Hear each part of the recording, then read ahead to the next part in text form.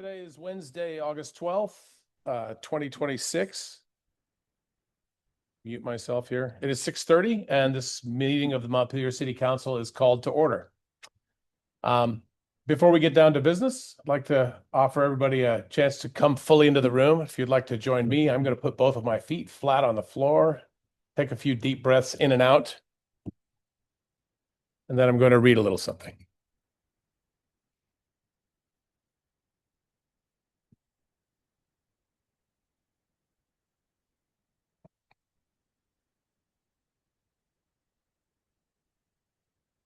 The passage tonight is from The Measure of Our Success, A Letter to My Children and Yours from 1993 by Marian Wright Edelman. I was brought to this because yesterday we just had primary elections. Tonight we have 4 people who have raised their hand, willing to volunteer their time and their service to fill the seat that Adrian Gill has left vacant between now and town meeting day. And I just felt really grateful and inspired by people's willingness to serve, willingness to step up and spend their energy for the good of the greater community. And so this passage seemed appropriate. I was taught that the world had a lot of problems, that I could struggle and change them, that intellectual and material gifts brought the privilege and responsibility of sharing with others less fortunate, and that service is the rent each of us pays for our living, the very purpose of life, and not something you do in your spare time or after you have reached your personal goals.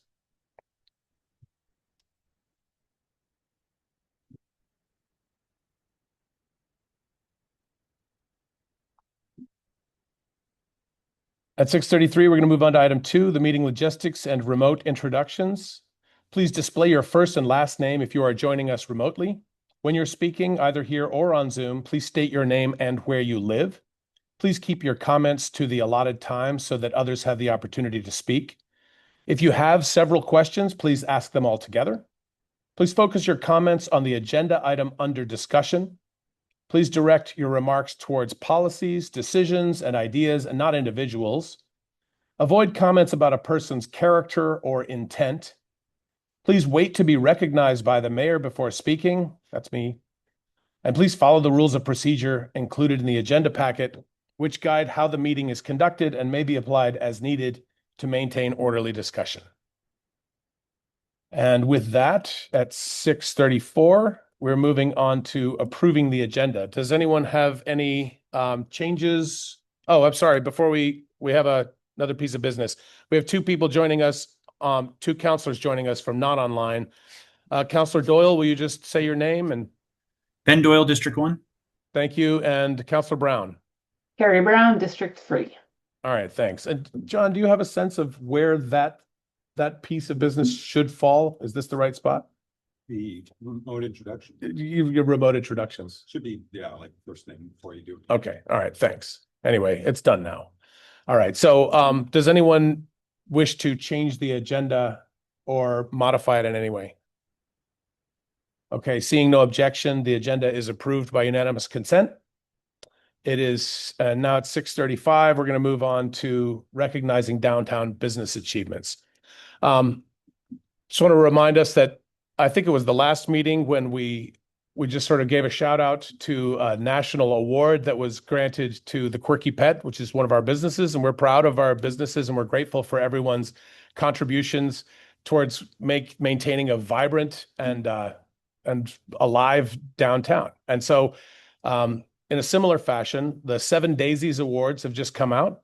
And for those of you who don't know, 7 Days Awards, these sort of statewide best of category awards each year. And this year, Hunger Mountain Co-op, Red Hen Baking, Bar Hill, Capitol Grounds, Artisans Handcraft Gallery, Capital Cannabis, Onion River Outdoors, and East Rise Credit Union all garnered 7 Daisies. So we just want to applaud them and thank them for their continued work. And while we're at it, I want to recognize that we had 2 new businesses open this week. That's Vulcan Gym, and tomorrow I think there's a ribbon cutting for Cornerstone Caregiving. And it just reminds me that whatever else is happening in our town, is continuing to grow. People are investing their energy and their time in our downtown. And thank you to all of those businesses for your ongoing work in keeping our downtown vibrant and healthy. Okay. Any comment or discussion on that item? Wow, we are cooking along. At 6:36, rules of procedure. There may be a decision available to us tonight. At this time, do you want to tee this up for us, Manager Curry? Thank you. Yeah, council has had several conversations related to finalizing your rules of procedure. These rules are required under Vermont's open meetings law, as well as the city charter, which set forth your meeting norms and expectations around agendas, public participation, conduct at meetings, et cetera. You made some changes in June relative to shifting how public comment would be managed at these meetings, and that opened up a discussion about the greater rules and aligning them with the practices that you have had in place but have not formalized. And so this has had several renditions of drafts, and now in front of you is another round of proposed edits. Each time we get fewer and fewer edits and fewer elements of discussion. And so what is in the packet tonight is an addition of a line calling out that council is able to go into executive session, as allowable by law at any time without prior notice on the agenda if necessary. And also giving the mayor some additional discretion around orders of items, lengths of public comment times built into the agenda as well. And Councilor Brown submitted the last round of edits, so I will turn it over to her to see if there's anything specific she would like to call out, and then turn it back to the mayor for discussion. Go ahead, Councilor Brown. All right, thank you very much. The edits that I made were primarily focused on expanding the opportunities for the mayor to have some discretion over timing and when things happen, how long they take, and that kind of thing. Since we can only predict so much how a meeting will go, and there may be times when we need to allow public comment on things that we haven't necessarily specified ahead of time we would, or times when public comment needs to be curtailed or rearranged or rescheduled or something like that. So it's not to give the chair the power to do away with public comment, but just to have a little bit of discretion about how to manage it throughout the meeting based on how the meeting is going. Thank you. Any clarifying questions from council on this? No? Okay. Then we will open this for public comment. I'd remind everyone that on agenda items, we're allowing for 2 minutes of public comment. General business and appearances, which will be roughly 8:30, we hope, that everyone will have 5 minutes to speak on any topic they choose. Is there anyone who wishes to speak on this topic at this time? Mr. Whitaker.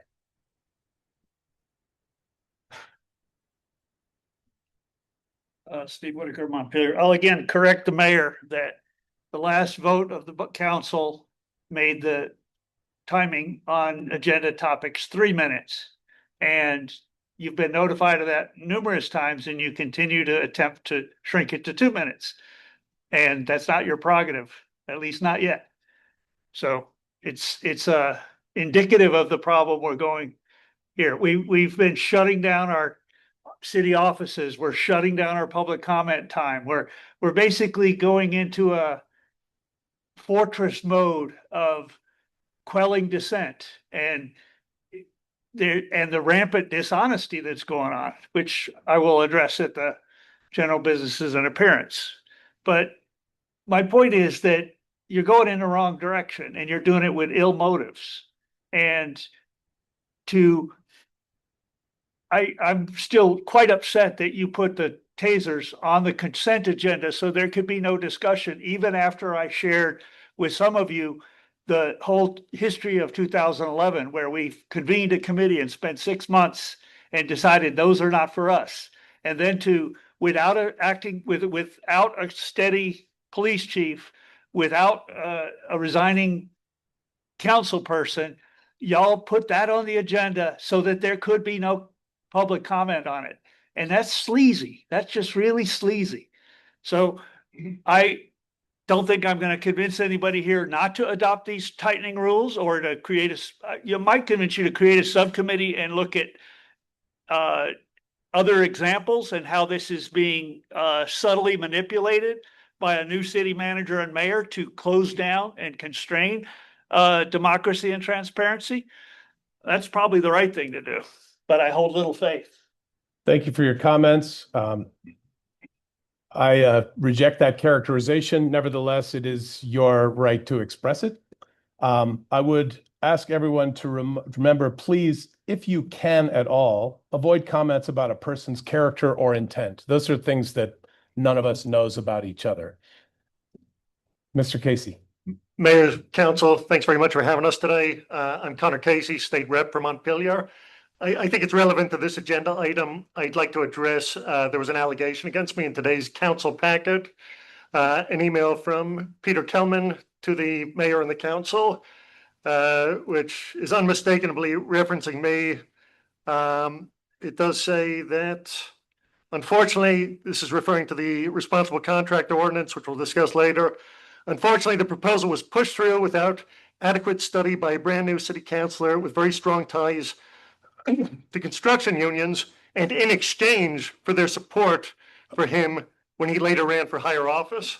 I'm sorry, Mr. Casey, is this relevant to the rules of procedure agenda item? Or? It's related to it because, just as you were saying, Mayor, when you try to slander somebody in public, I think we could be better than that. And I'd like to just take a minute if you don't mind. And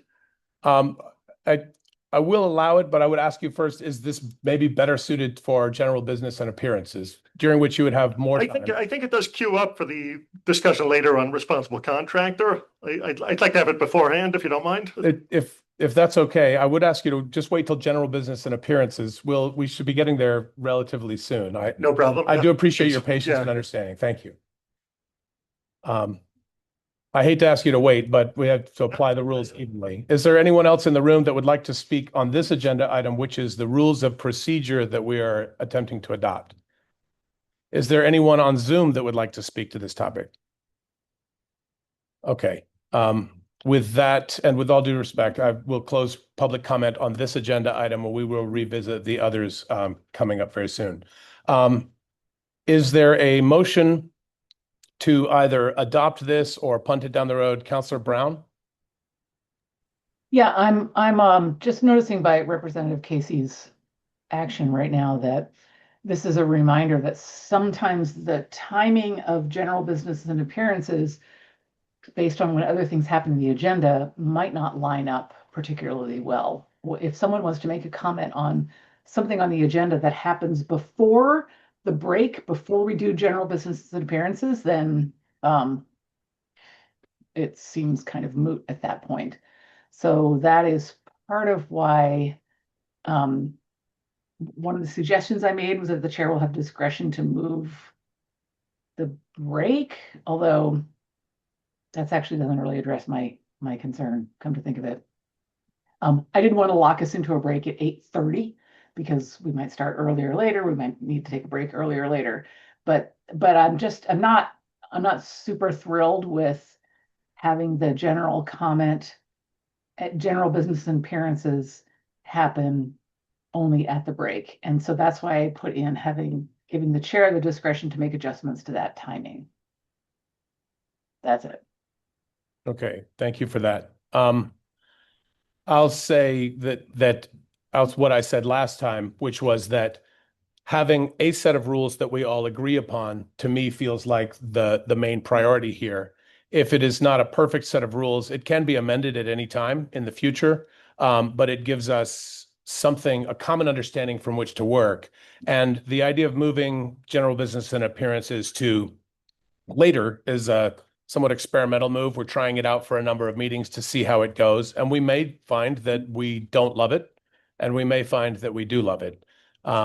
So what we have before us at this time is to either adopt the language as presented or to amend it, which would bring it back in the future unless someone has specific amendment language to propose right now. Counselor Doyle? I make a motion that we approve the rules of procedure as proposed. Okay, is there a second to that? I'll second. Okay, we have a second. Counselor Brown, your hand was still up. Was that just a? Okay. I took it Is down. there, okay, is there discussion or debate on the motion? The motion is to accept the rules of procedure as presented. No discussion. At that time, we'll take a vote. All in favor of adopting these rules as presented, say aye. Aye. Okay, it is unanimous. That's 5 ayes. Any opposed? Any abstentions? Okay, it's unanimous, the 5 ayes. That carries. Thank you very much. We'll move now on to item number 6, which is the responsible employer ordinance, and we will take public comment on this. Before we do this, Manager Curry, would you tee it up for us? We'll then take clarifying questions, and then we'll open up for public comments. Yes, so we brought, and I'll invite Kurt Modica, our Public Works Director, to come up in case there are any questions for him.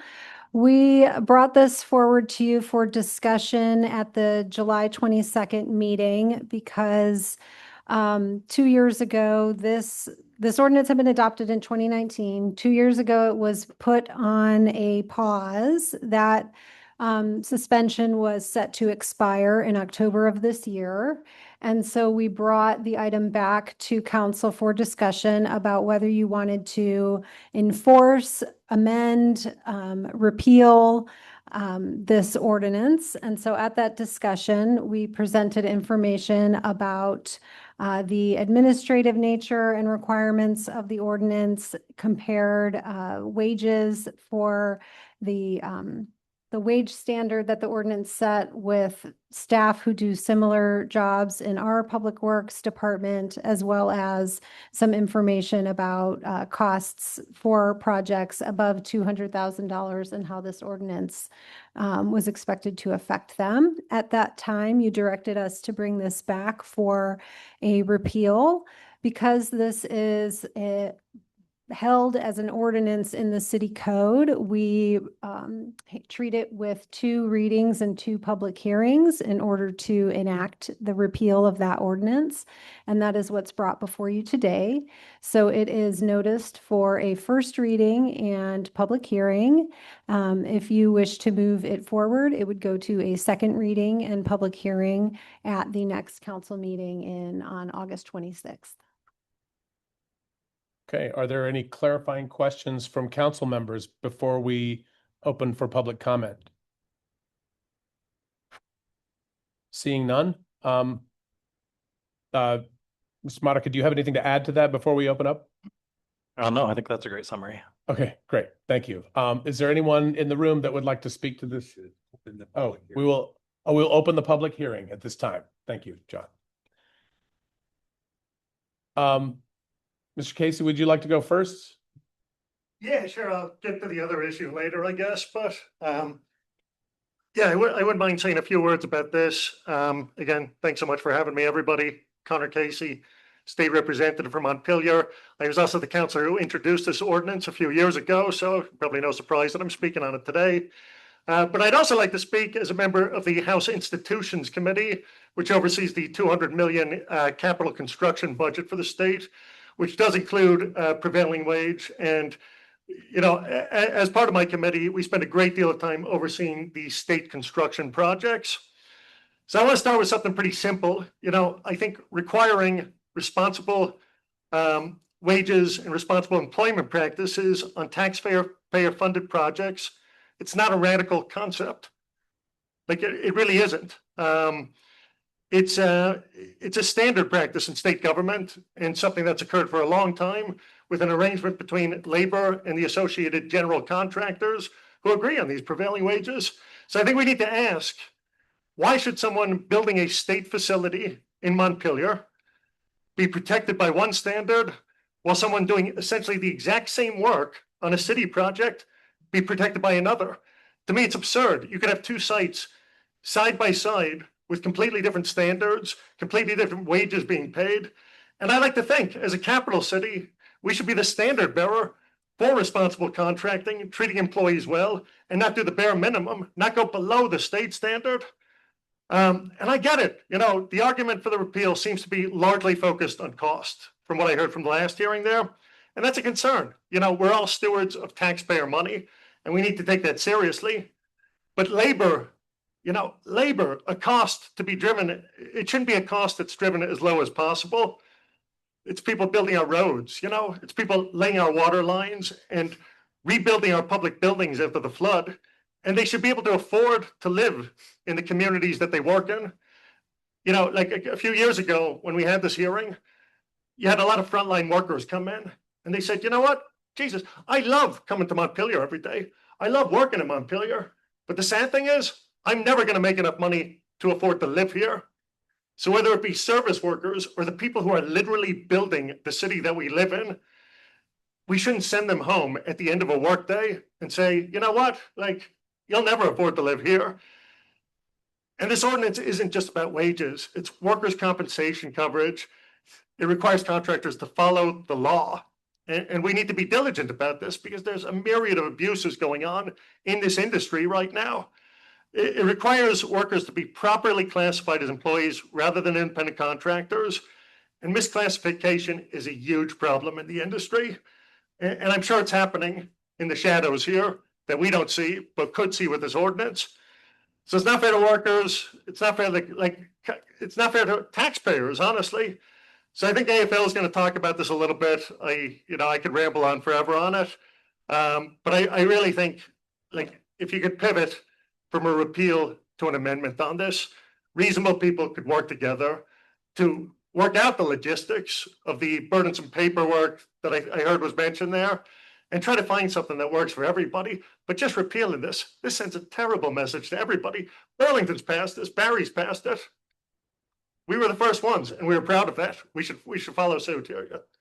Okay, thank you very Thanks, much, Mayor. Mr. Yeah. Casey.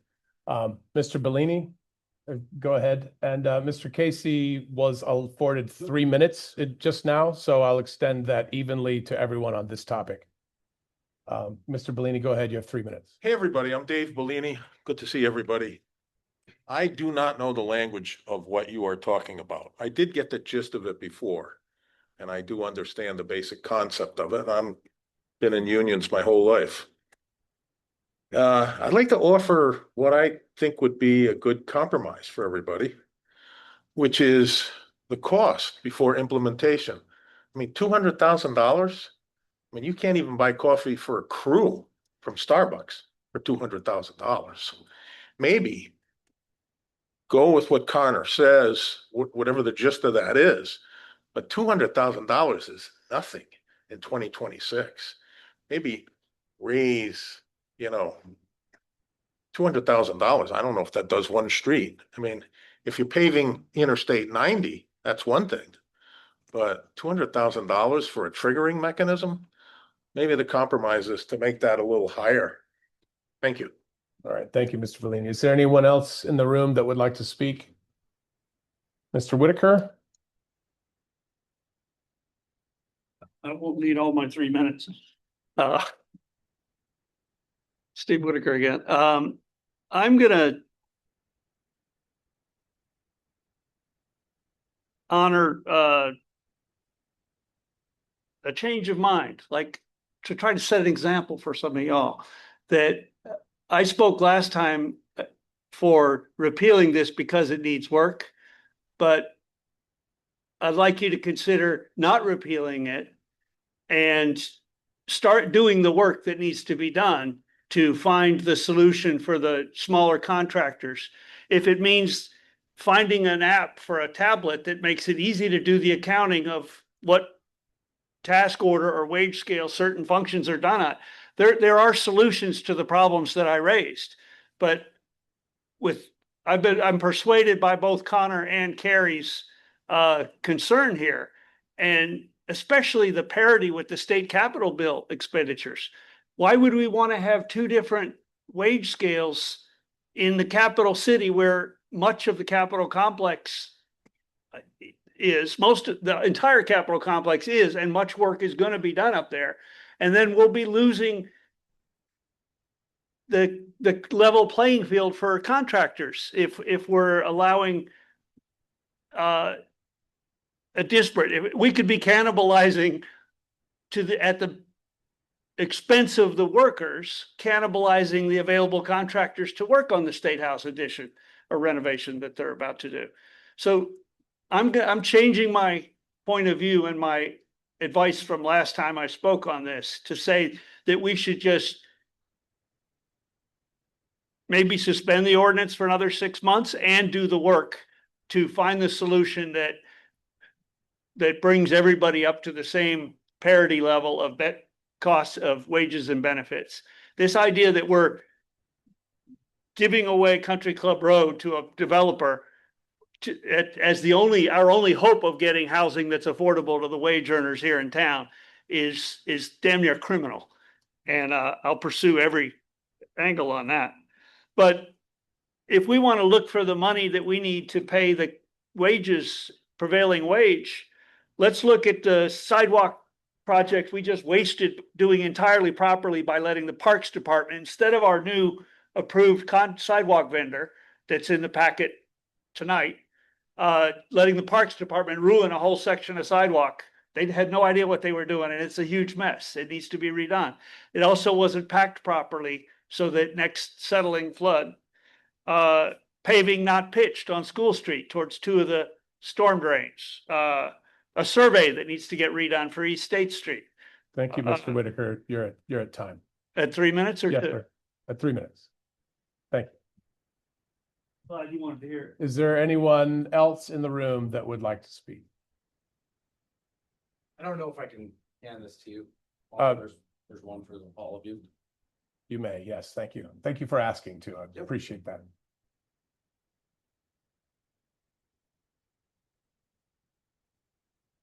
Start with your name. Yep.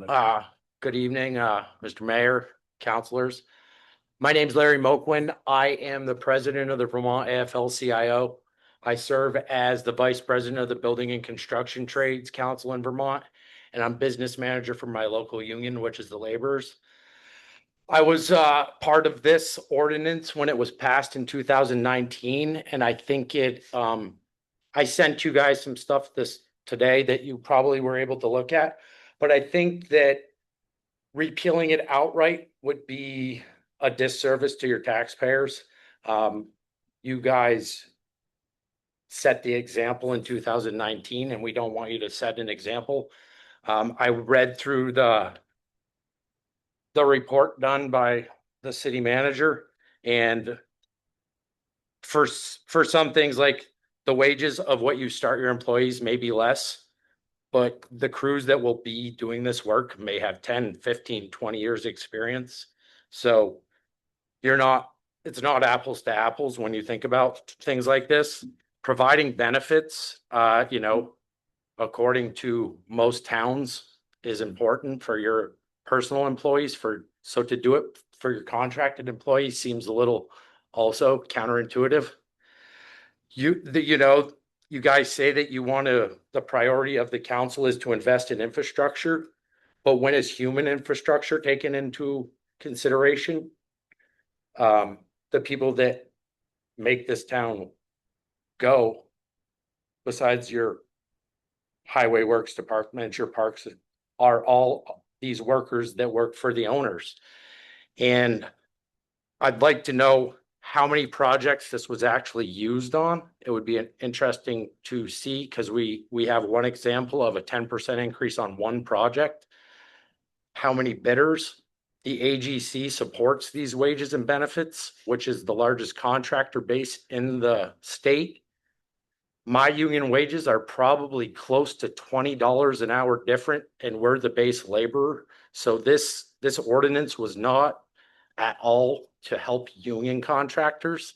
This ordinance was strictly to help the workers in the state, because without the unions, there would be no uplifting for any workers.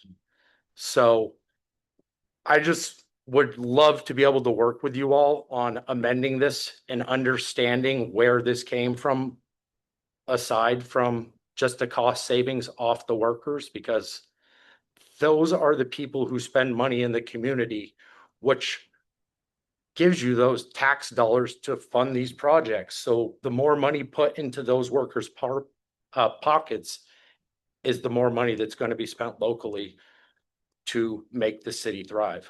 I thank you for your time, and if you guys have any questions, please let me know. Thank you very much, Mr. Muckwin. Is there anyone else in the room that would like to speak on this topic? Is there anyone on Zoom that would like to speak on this topic? Mr. Kelman, you'll have 3 minutes. Go ahead, please. Peter Kelman, Montpelier. Let me just be clear on the outset that I'm neither anti-union nor am I opposed to Montpelier adopting a carefully considered, data-driven, appropriately designed, and clearly worded responsible employer ordinance.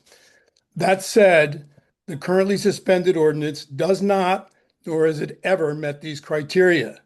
Let me cite just a few of the major failings. It addresses only city construction contractors and their employees, whereas if it's going to be equitable, it should probably also address all or most city contractors and subcontractors, as well as the city itself and its employees. If this isn't done, I won't go into it, but this creates a real uneven playing field. Number two, its extensive compliance reporting requirements are cumbersome, costly, and don't allow for waivers. This is in marked contrast to the only other such ordinances in Vermont, Burlington and Barry. Barry has, in every case, waived the requirement for their projects. The result is, as we've heard, just some contractors are discouraged from applying, and others raise the costs, and the raising costs do not go to the workers, believe me. Third, the goals of this ordinance, and I think you could already hear this from what both Connor said and what the union rep just said. This ordinance from the outset was meant really to be more symbolic than real. And as most full-time skilled construction workers already make this amount, as the union guy pointed out. The point was actually for Montpelier to lead the way, to encourage other cities and towns to follow its example. Not only has that not happened, but that is really, I think, arrogance. We don't lead the way. That's not what we really do. Finally, the ordinance was not a, quote, collaborative effort between the city and Vermont's labor community, as claimed by J.P. Isabel, the executive director of the Vermont AFL-CIO, in his memo to Kelly. Rather, it was written by a single city council member working very closely with AFL-CIO staff. No other stakeholders were involved or even consulted. So it's beyond ironic that Mr. Isabel now complains that the union wasn't consulted before considering repeal. For all these reasons and more, I strongly urge the city council to repeal the current ordinance and then direct the city manager convene an ad hoc committee of stakeholders, including the unions, of course, but also including others who might be inadvertently harmed by it, to explore the entire topic and return to the city council with its recommendations for a truly responsible employer ordinance. As the chair of the CJAC, the Social and Economic Justice Advisory Committee, back when this was originally proposed to us, brought to us by Connor, we expressed a whole number of concerns about this and proposed to him that this be worked out in this way. But instead, he went ahead and did it and brought in dozens of union reps. Thank you, Mr. Kelman. Is there anyone else online that would like to speak? So we have someone else here in the room who would like to speak. Please come forth and state your name. I would introduce you, but I don't know your name. That's all right. My name's JP Isabel. Mr. Kelman just took my name in vain, which is, I guess, his prerogative. I'm not sure why. Yes, I did write a letter. I asked this council to consider working with us. That letter was actually before the previous meeting when this first discussion came up. Maybe Mr. Kelman didn't know that. And maybe Mr. Kelman should perhaps read the rules of engagement and perhaps think about making arguments without attacking people. It seems to me that seems to be an issue that he has, and I would hope that he can address that with some work on himself. Thank you. Okay, thank you for your comments.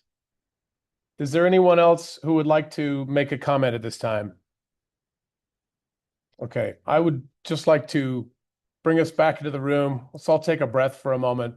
The conversation tonight is a first hearing on whether to repeal a document. We are not, as far as I see, currently debating for the soul of Montpelier and whether or not we are pro-worker, pro-union, anti-worker, anti-union, whether we're fiscally conservative and I don't believe that all of those things are on the table here tonight.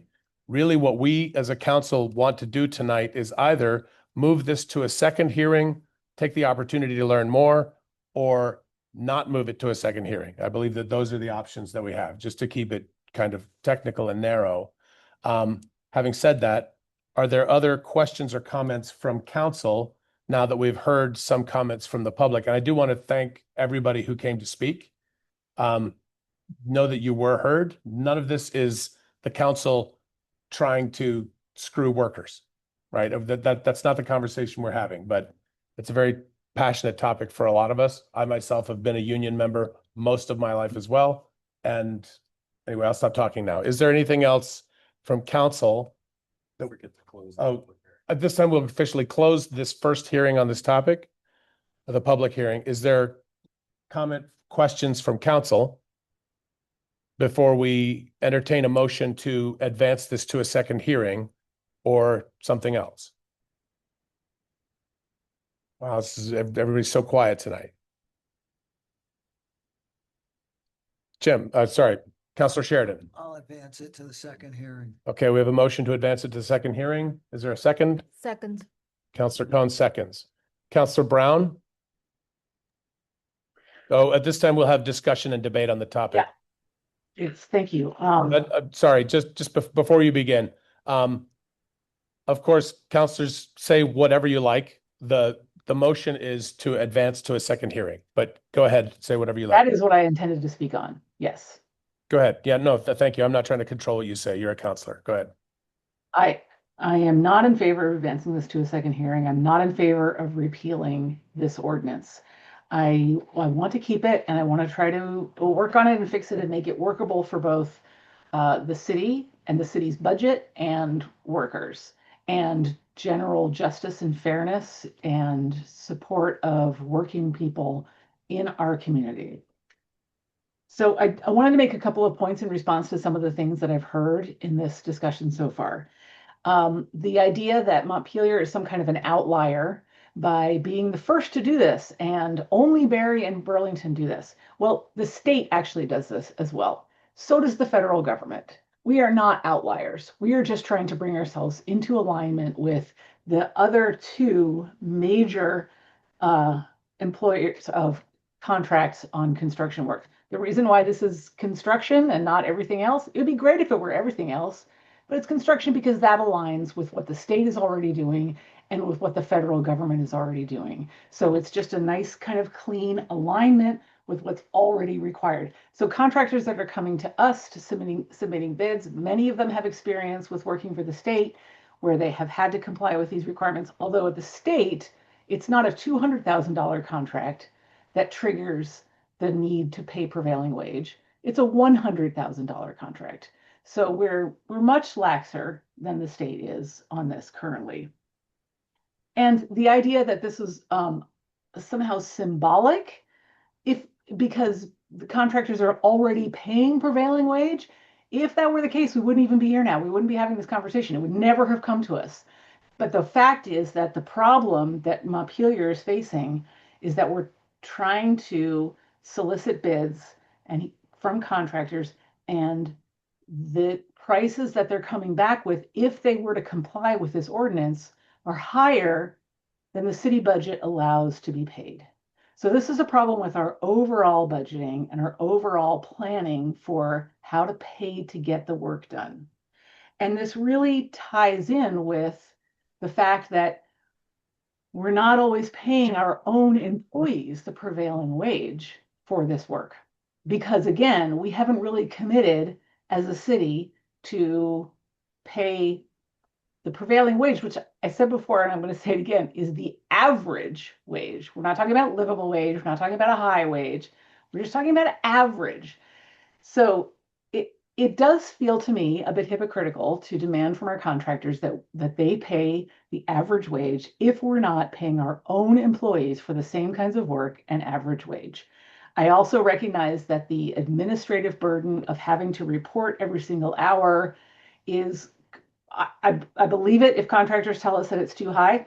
If you look at the comparable state statute, the state requirement isn't, they don't ask for that. The state just says, promise us, sign an affidavit, pledge in your bid for doing this work that you will abide by these requirements. The state doesn't demand that the contractors fill out weekly timesheets and account for every single hour. So I don't think we need to either. I think that we could simplify this ordinance so that it looked a lot more like the state's. The state law is very simple and clear compared to what we have. We could really shrink ours down to match theirs, with the exception that instead of $100,000 that triggers the state requirement, that it's $200,000 for us. So it's a little easier for us to meet. And so I would much rather see an amendment of this ordinance that makes us consistent, where we're matching kind of what the state is requiring. And then we're also saying that we need to pay our own employees this much. And what I'd love to see is that we continue this pause for another year or for another 2 years, and then we come back and we reevaluate. And if we're paying our own employees the prevailing wage at that point, then we can, without any hypocrisy, demand that of our contractors. But just repealing it right now says we don't really think it's that important to even pay average wages. That we just, yeah, and I'm pretty uncomfortable with that. Thank you, Councilor Brown. Councilor Cohn. So I have a question to Kurt and Kelly. What does it stop us to follow the state law if it is already there? Why do we need an ordinance? Why we cannot just follow the state law and do the same thing? Thank you.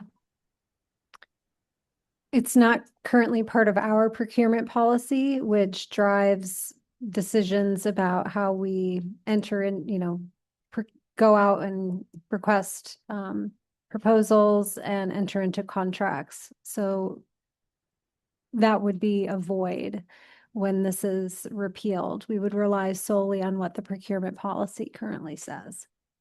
Yeah, thank you. And of course, when we have grants that place requirements on us, we follow those grant requirements, which in the case of federal monies is sometimes directs how, we can purchase things, contractors that we can work with, those sorts of standards as well. Mr. Monica, anything to add to that? Yeah, like Kelly said, our grants are primarily through the federal government, and those require us to follow Davis-Bacon rates as opposed to state prevailing wage rates, which are different. So one of the issues with the ordinance is that there's no provisions written in there for when grant requirements require Davis-Bacon rates, that we're able to revert to those. We have been, just in order to comply with the grants, but it's not necessarily consistent with the way the ordinance is written. So, that's just one of the changes that would be important to make in this, so that we don't jeopardize our federal funding opportunities. Are you suggesting that sometimes the federal requirements would require us to would require people to be paid less than if we followed the state guidelines or if we followed our own ordinance? Is that what I'm understanding? Not necessarily less, maybe in some cases under some certain classifications of work. So the way these wage rates work is that you get paid depending on the type of work you're doing. So if you're paving, you get one rate. If you're doing concrete work, you get paid a different rate. And they're different. Some are higher in federal rates, some are higher in state rates. It's not all consistently higher or lower. So that it's just, we just, under the way the ordinance is written, it's not explicit that we're able to use federal rates when the grant requirements require that. But it's not necessarily higher or lower. It changes, and it changes every year. There's a new rates published every year that are adopted for both state and federal rates. Okay, thank you. Mr. Counselor Alfano? Just want to make sure I understand what you just said. So we might have a federal project that requires Davis-Bacon, and because the rates change, our ordinance may require us to pay a lower rate than Davis-Bacon. Is that what you're saying?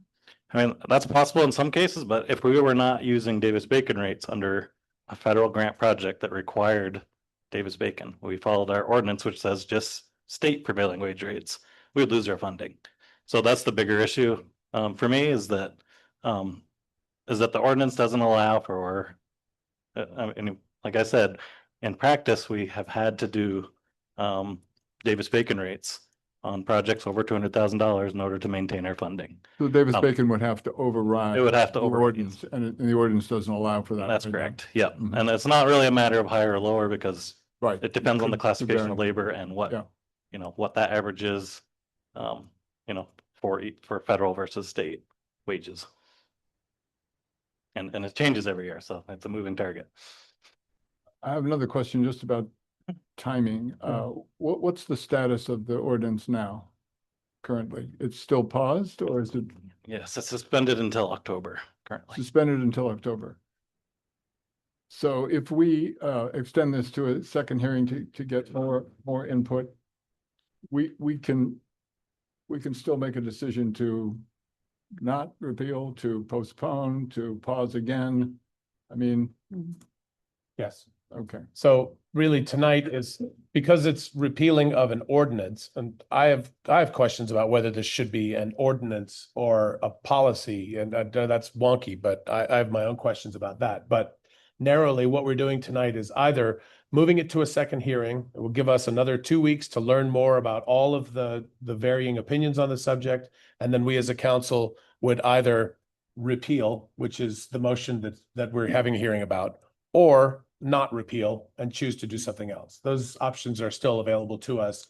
In any case, the cliff, so to speak, if there is one for this, is that in October, if we do nothing at all, then this policy will go into force in October.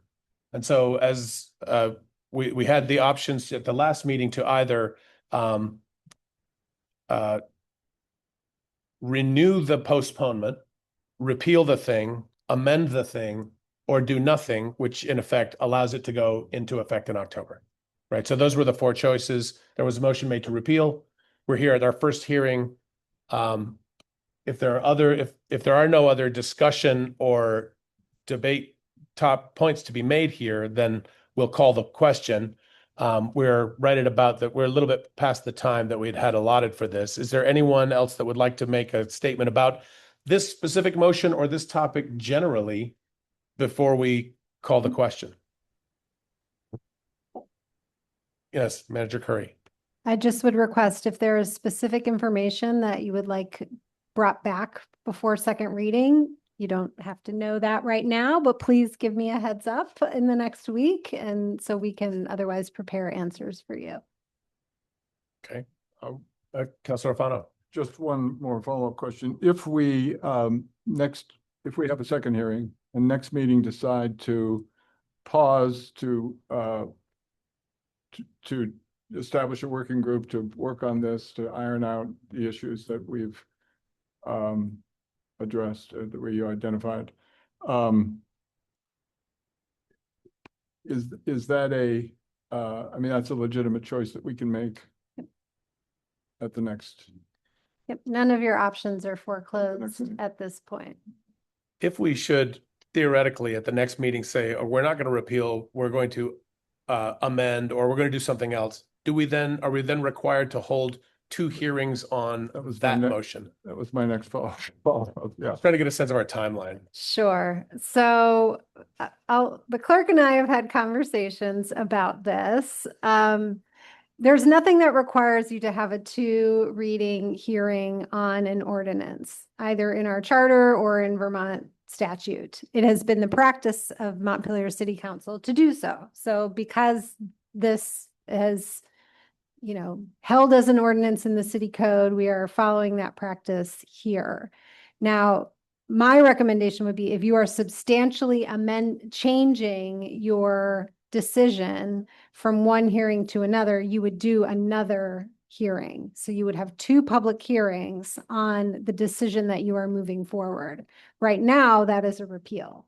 If you decide to substantially change that at the next, then you would do a 3rd public hearing on that, would be my recommendation in alignment with your practice. Again, this is not required. It is your norm over many decades, as I understand it. It also, in the future, would be brought forward as an internally focused policy, perhaps as an addendum to the procurement policy, as opposed to its own standalone ordinance, would be an additional recommendation on process for this type of item. Does that answer your questions, It Councilor? does, thank you. Okay, so then my question about ordinance versus policy, an ordinance is enforceable by some type of punishment, fines, imprisonment, whatever, correct? Is there a situation in which, because this is written as an ordinance, that this would be enforceable through those means, or would the intent of this ordinance be better served as being policy?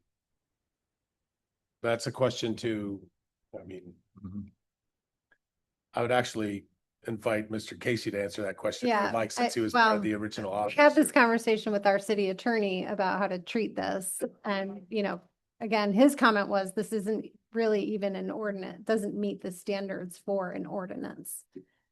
So, if there were any amendment to this or any future conversation about this topic, my recommendation would be bring it back as an amendment to the procurement policy, not as a standalone. Okay, thank you for that. What I would like to did you have another question, Counselor? Can I? Oh, Counselor Cohen, go ahead. So in the last meeting when we were discussing, I mentioned that I want to see us keeping the core idea of this ordinance, and maybe we can have something we can create. But I was told that it's a repeal and we will stop it. So we cannot do this. Now we are talking about the policy. So I think it is the same thing I was trying to ask. So now I'm hearing that we can do that if you want. So it is not the end of the discussion, right? Because it's, we are repealing and done. Nothing can we do. Well, the motion before us is to repeal, but we do have the option to do all of those things, but we have to first vote on one motion, and if it doesn't succeed, we can move to do something different.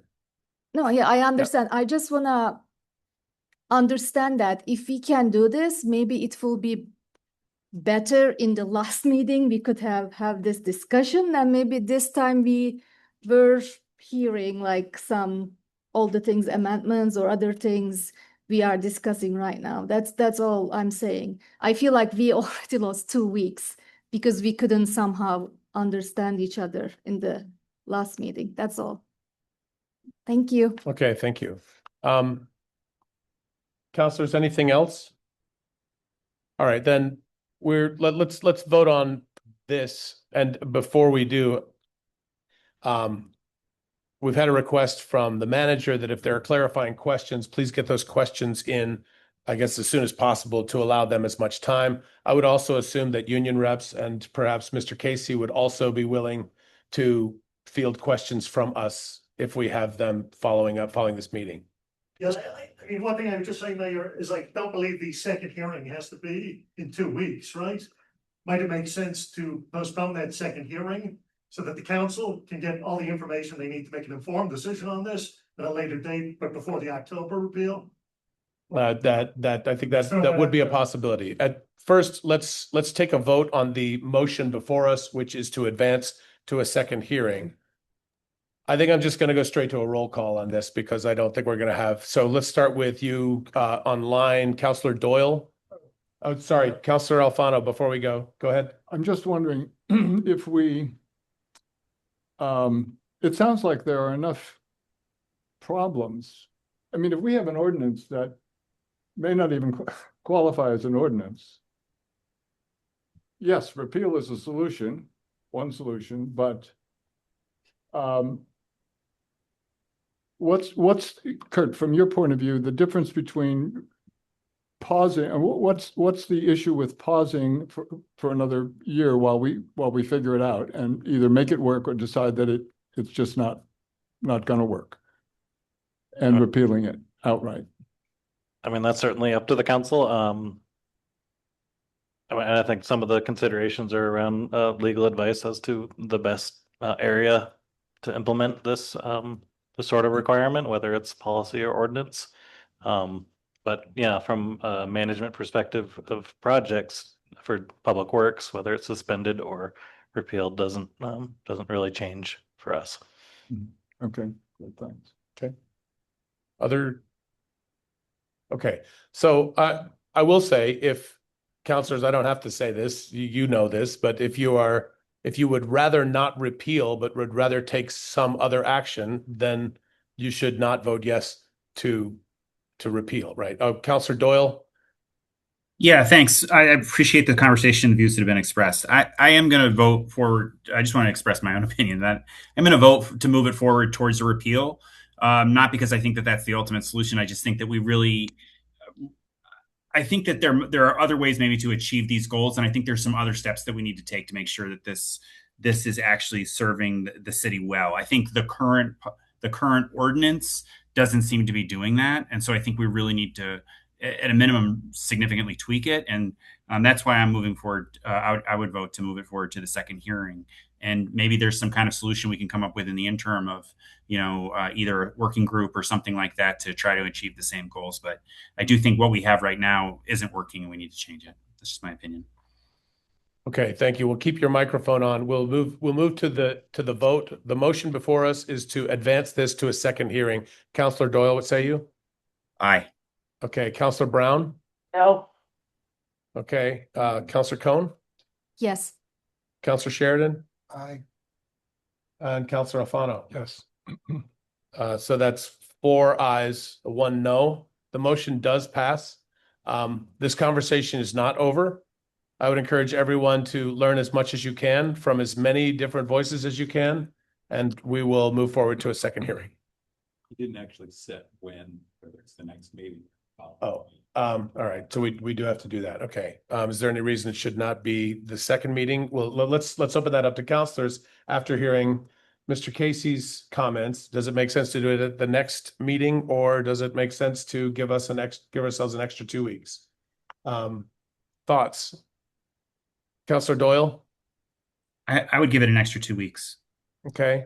Do you want to just make that motion? We'll take a second and then vote on it to keep it clean. See Manager Curry's got her hand up. Maybe she has. Manager Curry, go ahead. I just would need some clear direction on what you would hope for in the intervening month to bring back around this conversation. Because if it's not headed to a repeal, then it's headed somewhere else. And I'm not sure where that somewhere else is, or what goals you wish to achieve and the options that I can propose to you on how to get to those goals.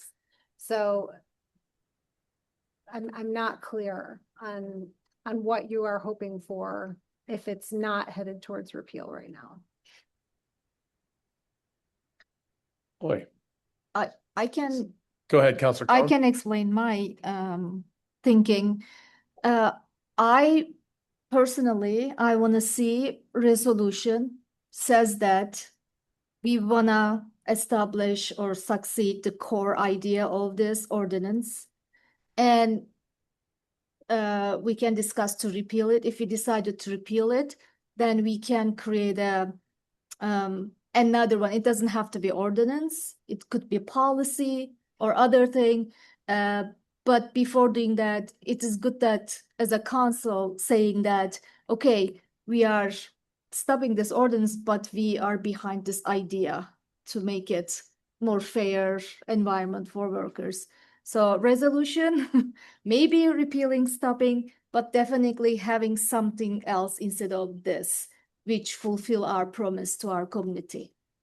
So Okay. that's my idea. I think what I'm hearing from you and what I'm also hearing from others is that we like the idea of maintaining the spirit of this ordinance, but that this particular instrument itself may be problematic and might need to be repealed in order to achieve that. That's what I think I'm hearing. Councilor Brown? Yeah, I think it does need to be repealed. I mean, it does not need to be repealed so that we can then decide if we want something different instead. But if we repeal it, it's just gone and that's it. And the proposal is not to repeal it with the caveat that we will do X, Y, and Z. The proposal is just to repeal it. So that's why I'm voting against moving ahead with repeal. And I really respect the city manager asking us for what it is that we need if we're going to delay this by a month, what we need from staff to be able to make a clear decision. And I don't think that that's at all clear. I don't, and I'm the only one who voted no, okay, but I don't really, I have a lot of ideas for how this could be better or what could be in its place, but I'm not in a position to ask that of staff. So if there are other folks in the council that agree with the idea that the concept of this ordinance is good and some principles in it are good that we want to maintain, then you need to bring that forward and direct the staff to do that. If not, then we can just do it on our own and bring it forward on our own. We don't need the staff to do this for us. Manager Curry.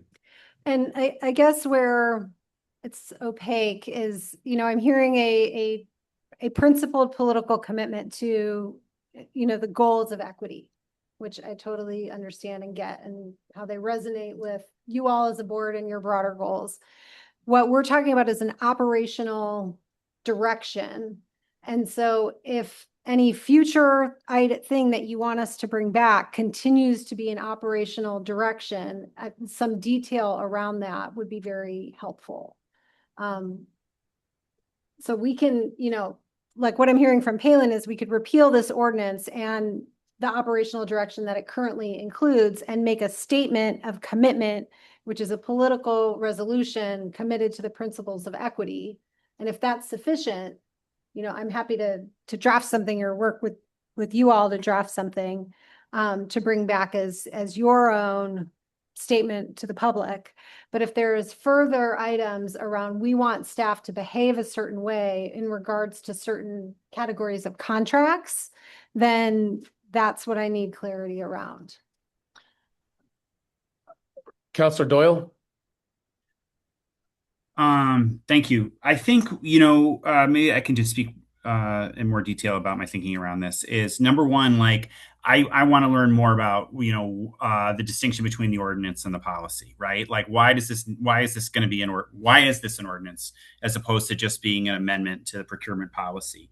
The second thing that I really think a lot about this, and I appreciate Carrie and Connor, what you both said about, look, the feds are doing this, the state is doing this. We're just trying to extend the same level of, equity that those two institutions are doing. I have just concerns about the city's ability to meet that challenge, given what we're facing, in terms of our financial picture. And specifically, I'm thinking about things like the fund reserve, where we have a policy that says we're supposed to have 15% in the fund, and I think we have like 6 or 7 in our reserves, right? Or I think about the pavement condition index. We've set a priority of infrastructure, and we need to, commit to achieving that. And I think what I've heard from staff and from others is that, this policy, while well-intentioned, is, impacting our ability to meet those goals. And so I really do believe in the spirit of it and want to see it. But I think what I'm really interested in is, are there kind of benchmarks that we could put into place that say, when we achieve these things, for example, paying our own staff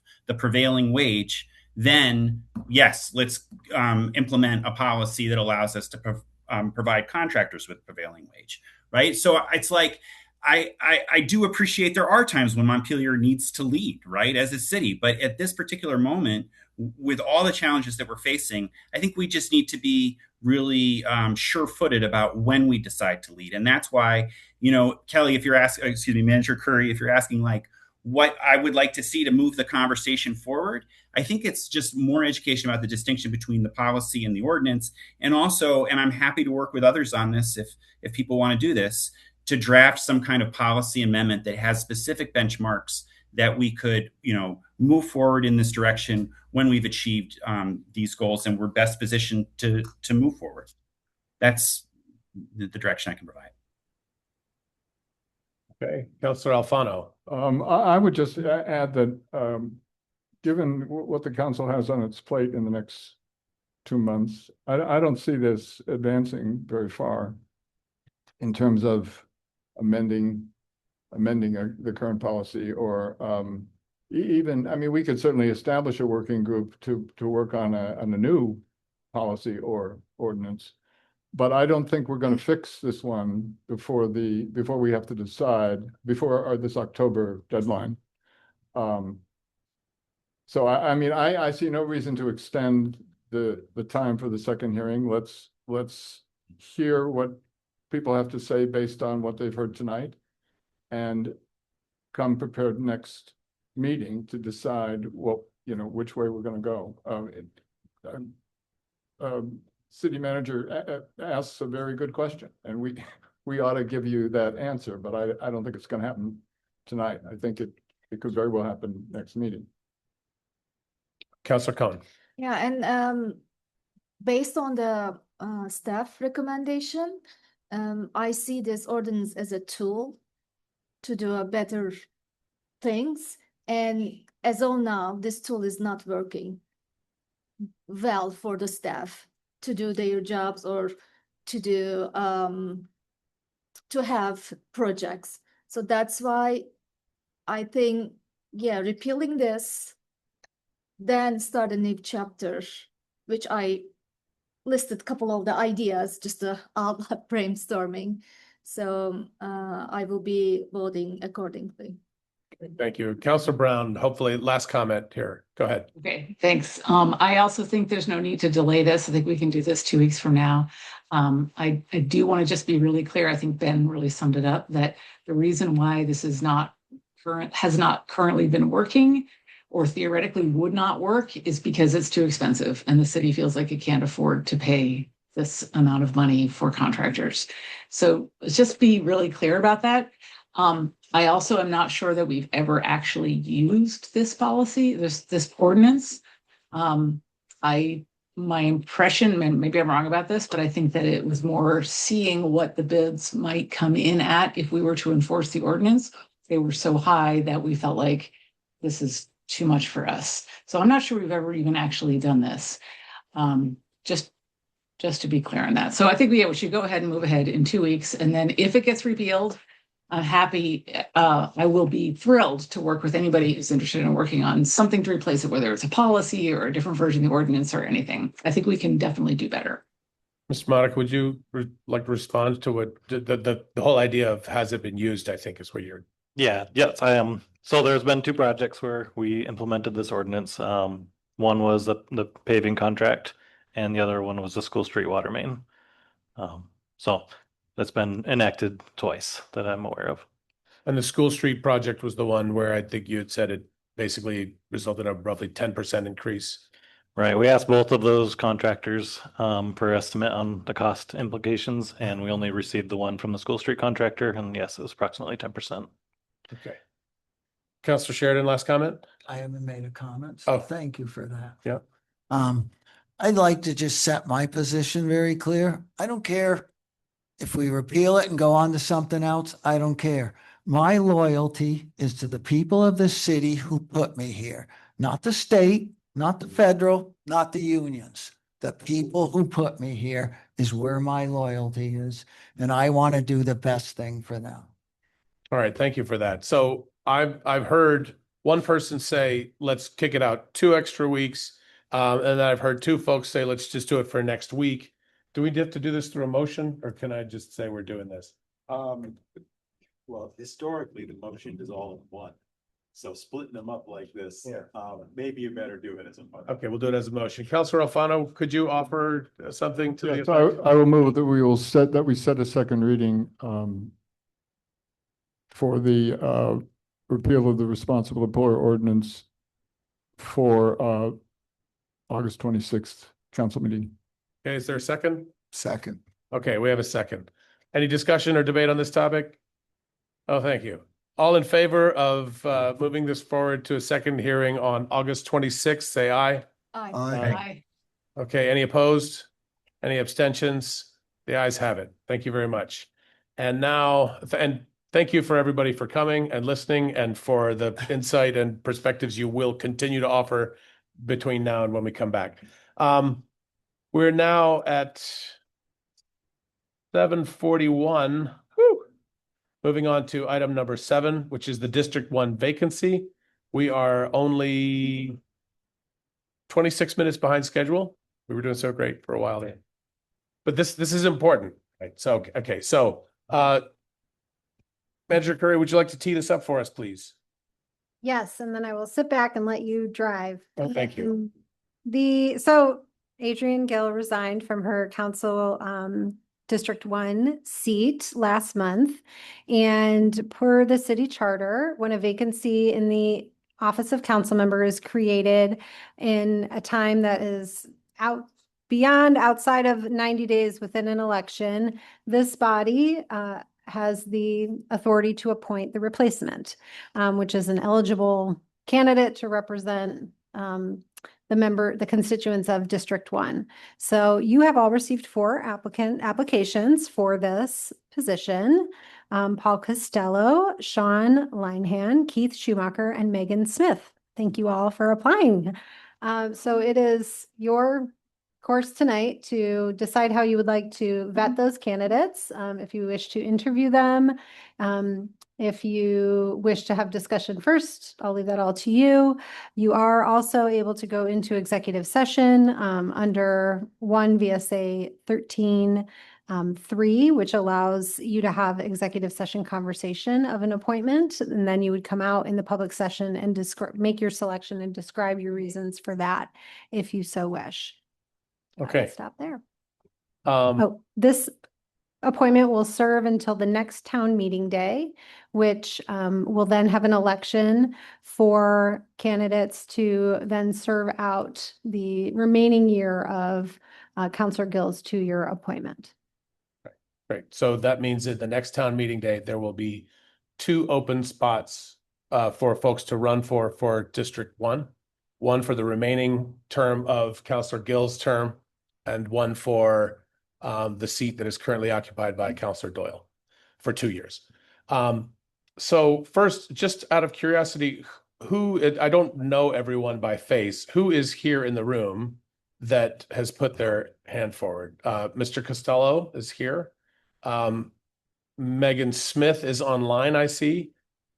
Ms. Smith, would you raise your hand or just let us know that you're here? Hello. Hi there. Thank you for coming. Hi.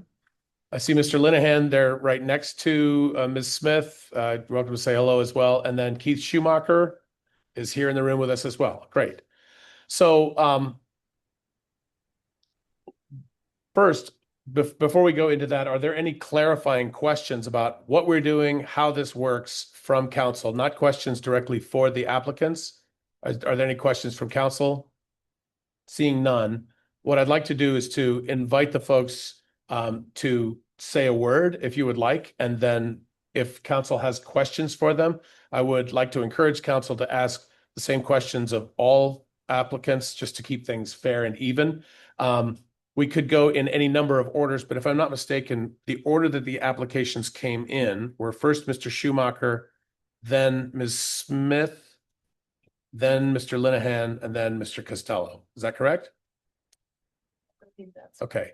So I'd like to proceed chronologically if no one has any issues with that. Seeing none, let's do that. Mr. Schumacher, I'd welcome you to come and speak if you'd like. Yes, please approach and sit in the seat with the microphone. The folks on Zoom can only hear us if we're using microphones. So, yeah.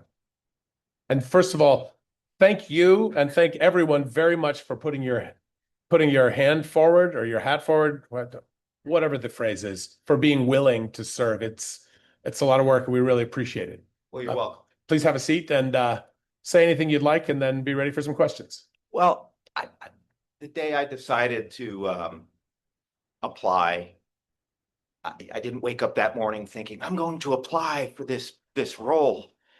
I just found out that there was an opening, and I'm at a place in my career and in my long-term life here in Montpelier where I might be able to make a difference and I might be able to help.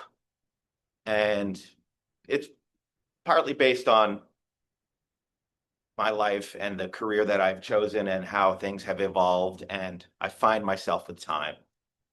And I thought I would just put my hat in the ring and see what I could do. If clearly we need help, and maybe I can help.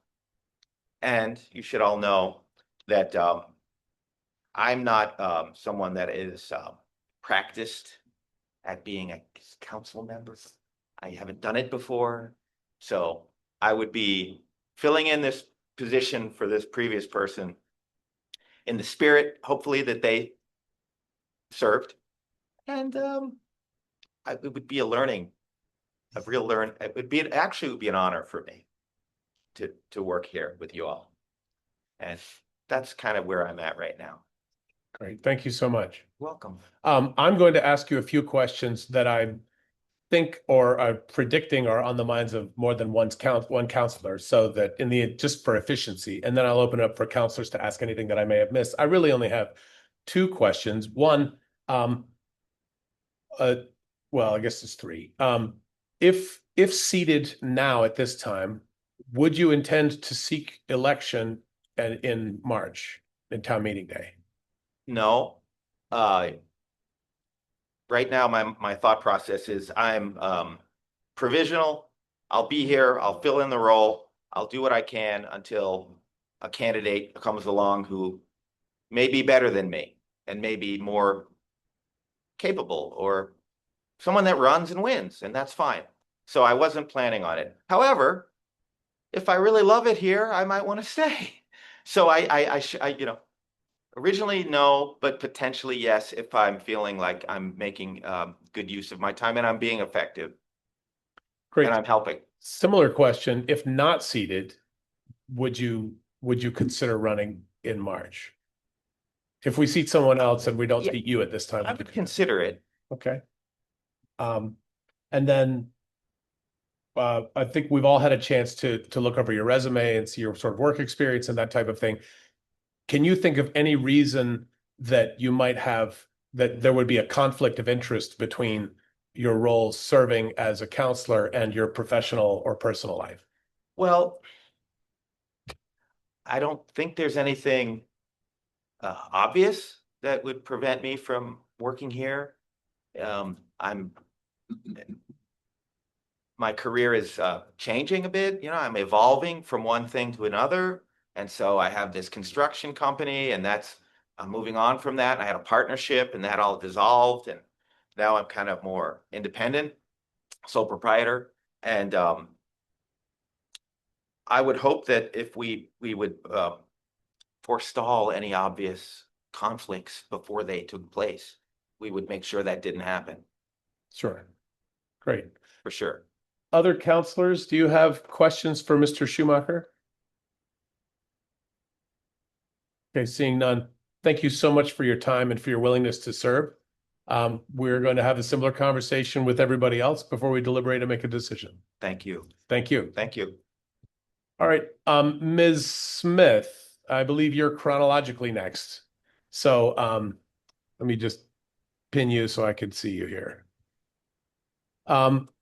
Please go ahead and say anything you'd like to introduce yourself or tell us why this is something you're willing to do. Okay. Hi, my name is Megan Smith.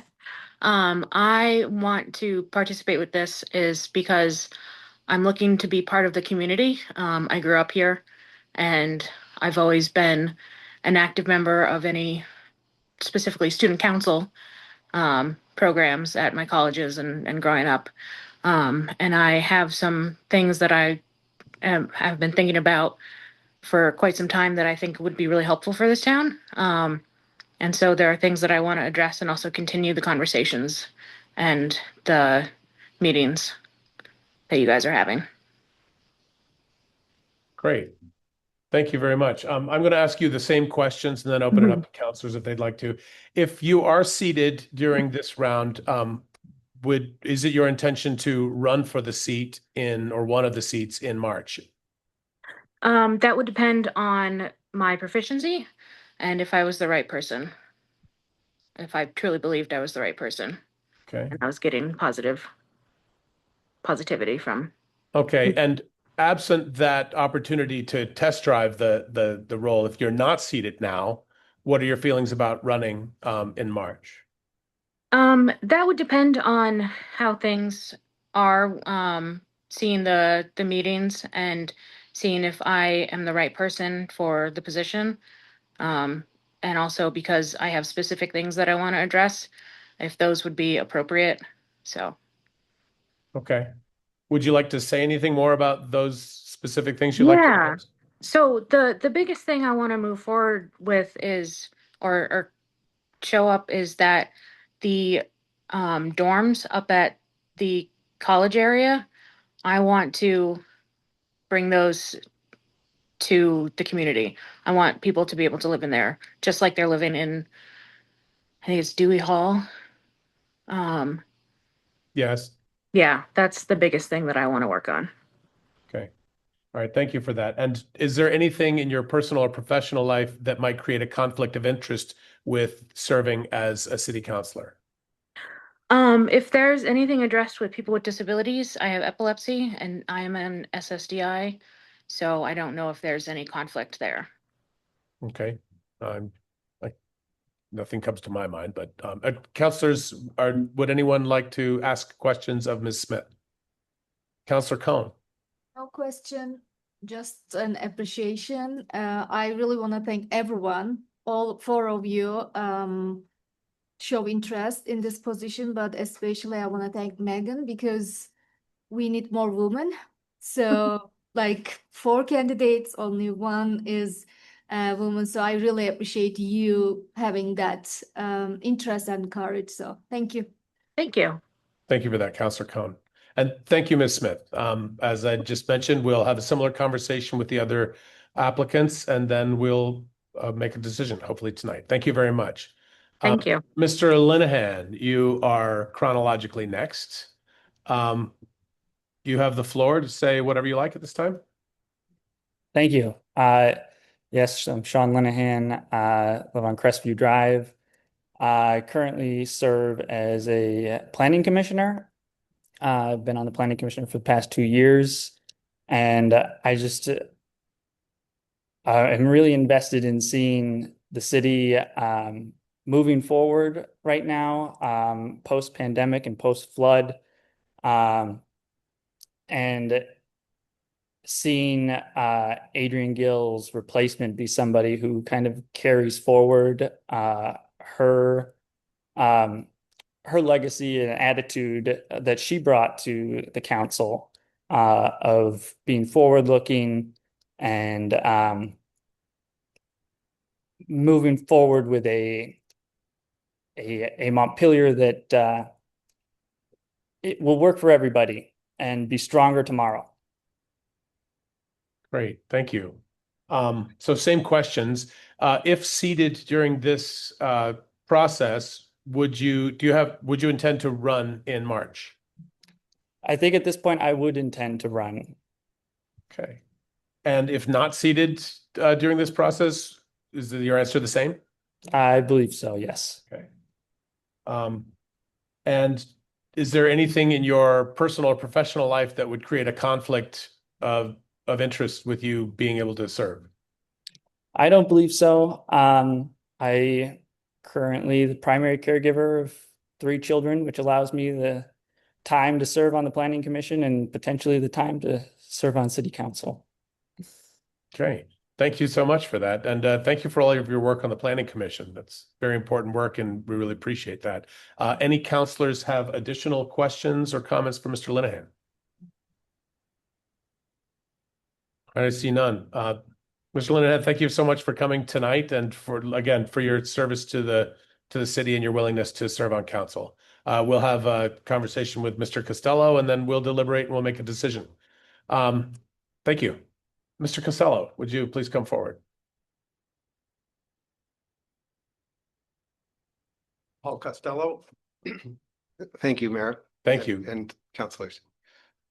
I believe Montpelier is at a point of building momentum, that it's a city on the rise, and that we've come through tough times, we've come through floods, we've come to a devastated downtown, and it's time for us to pull together. I spent my career as a neutral facilitator of public process in 100 towns and cities across the state of Vermont, engaging thousands of people, building over 500 local initiatives, and then serving as a public policy facilitator for everything from COVID response at the state level to looking at our future in an age of climate change in a bipartisan way that looks at our economic foundations and opportunities rather than condemning different people. So I feel like I'm an expert at trying to bring people together, move things forward that are for the common good, and particularly to celebrate the leadership of all the good people who are doing work in our community. I'm really proud of this city. I love Montpelier. And I think we need to step up and raise the bar in terms of our pride and our optimism for a strong future. And that's what I would want to speak to in the 6 months or so that I would be on council. In answer to the first question, I'm not interested in running for a long-term position. I'm retired. I'm very, very busy with a number of activities, but I feel like I have skills and a disposition to listen and to be useful to people rather than to put myself forward in any kind of way of thinking that I know better than other folks. And in fact, though I have a fair policy background, I don't know the work that you're doing in the kind of detail that any of you know. And I would want to be useful first as a learner and a listener, but ultimately as someone who could be another balance point with all of you in the hard decisions that you make. Great. Sorry to go so long. No, Hope I thank you. used my 2 minutes. You've answered, I think you've answered the first 2 questions, but it sounds like, correct me if I'm wrong, whether seated during this process or not, you have no intention to run in March? No. Okay. And is there anything in your personal or professional life that would create a conflict of interest? I don't believe so. I'm very engaged both at the national level on the Heron Foundation, in philanthropy around the state a bit. I'm on the Vermont Land Trust Board, the Vermont Natural Resources Council Board, and I'm also on the Foundation for the Resilient Montpelier Board. Which I think is a good balance point and useful. I don't see the municipality and the nonprofit working for community development and trying to answer the long-term resilience challenges in any way ever in conflict. And I think that having information go back and forth between those entities is really useful for us right now. So I don't see any conflicts with any of it. Okay, thank you. Other counselors, you have Counselor Cohn. Thank you again for having an interest. It's a general question. So sometimes because Ben is on the same board, he recused himself from voting. And if Paul does the same thing, then we will have like 4 counselors voting. Would it be any problem with the voting process? Just came to my mind. You mean if 2 counselors recuse themselves from the same thing, we would still have enough to take action. We require 4 votes. So there will be no There would be problem. enough. Okay. There would be 5 of us, including me, that would be allowed to vote. Yeah, thank you. That is true. Yeah. Any other questions for Mr. Costello? Thank you so much for coming. Thanks for your willingness to serve, and thanks for all of your other work that you do elsewhere. Thanks. So at this time, can we just have open discussion amongst the counselors, or until such time as someone is ready to make a motion that we seat one of these folks? When you're ready to do that, go ahead and do that. Does anyone have other questions for each other around these counselors, applicants, or any questions for each other about these? Counselor Sheridan, go ahead. Probably should have done this when he spoke, but I guess I'd have a question for Sean. Whether if he was appointed, would he stay on the planning commission or not? I think he's still in the room. Mr. Linehan, if you'd like to answer that, he's shaking his head, but No, I don't think that I could do both, and I don't think that I'm not sure what the rules are in regards to that, but I anticipated leaving the planning commission because that would have conflicts. Question: who is the current council liaison to the planning commission? I think we have one. No, not staff, but is there not a we don't have one? No, we don't put one on boards like planning. Oh, that's right. Yeah, sorry. Or development. Right. review Okay. board. Thank you. The regulatory. Right. Thank you for answering that, Sean. Yeah. Thank you, Sean. Of course. Okay. Any other questions or Councilor Cohn? I develop some kind of rubric for myself when I am checking all the resumes and cover letters. I'm happy to share it if anyone is interested. I don't know if we are all using, so I have some ideas who I want to see at this seat, but I prefer having executive sessions so I can hear other people's reasons why they have a specific person to fill the position.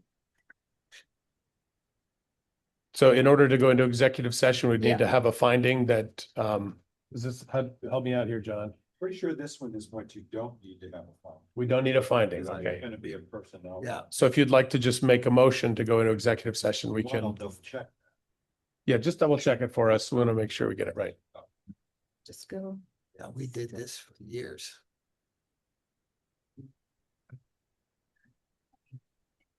Oh. Read the top line and then, fill in the blanks and then number 3. Okay, let's try. I move that we enter executive session to discuss appointment, District 1 vacancy to councillor appointment.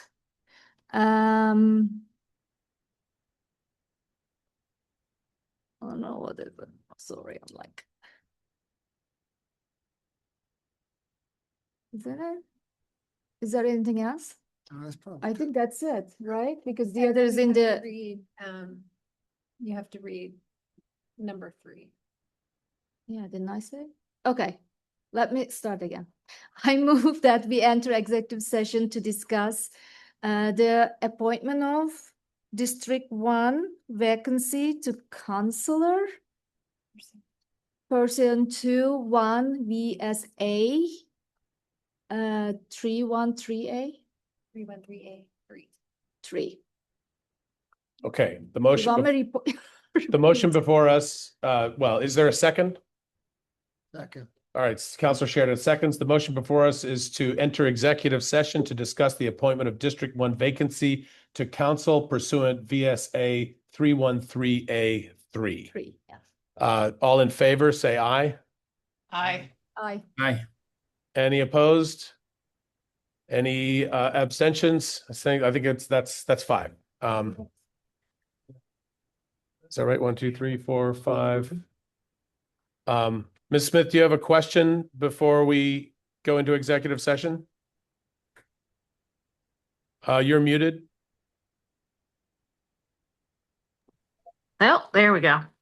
I wanted to ask you about District 1. So I am in District 2, but I wanted to be an at-large council.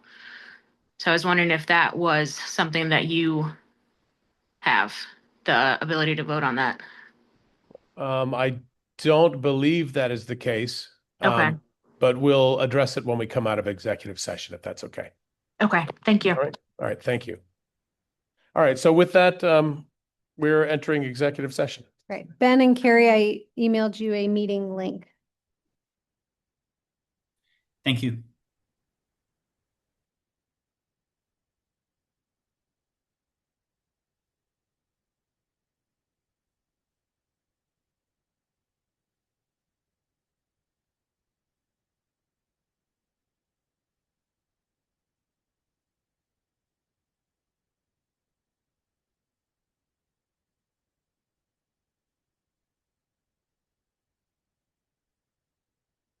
A online meeting link so that the participants of council and those who are joining remotely are able to go into executive session for purposes of their discussion.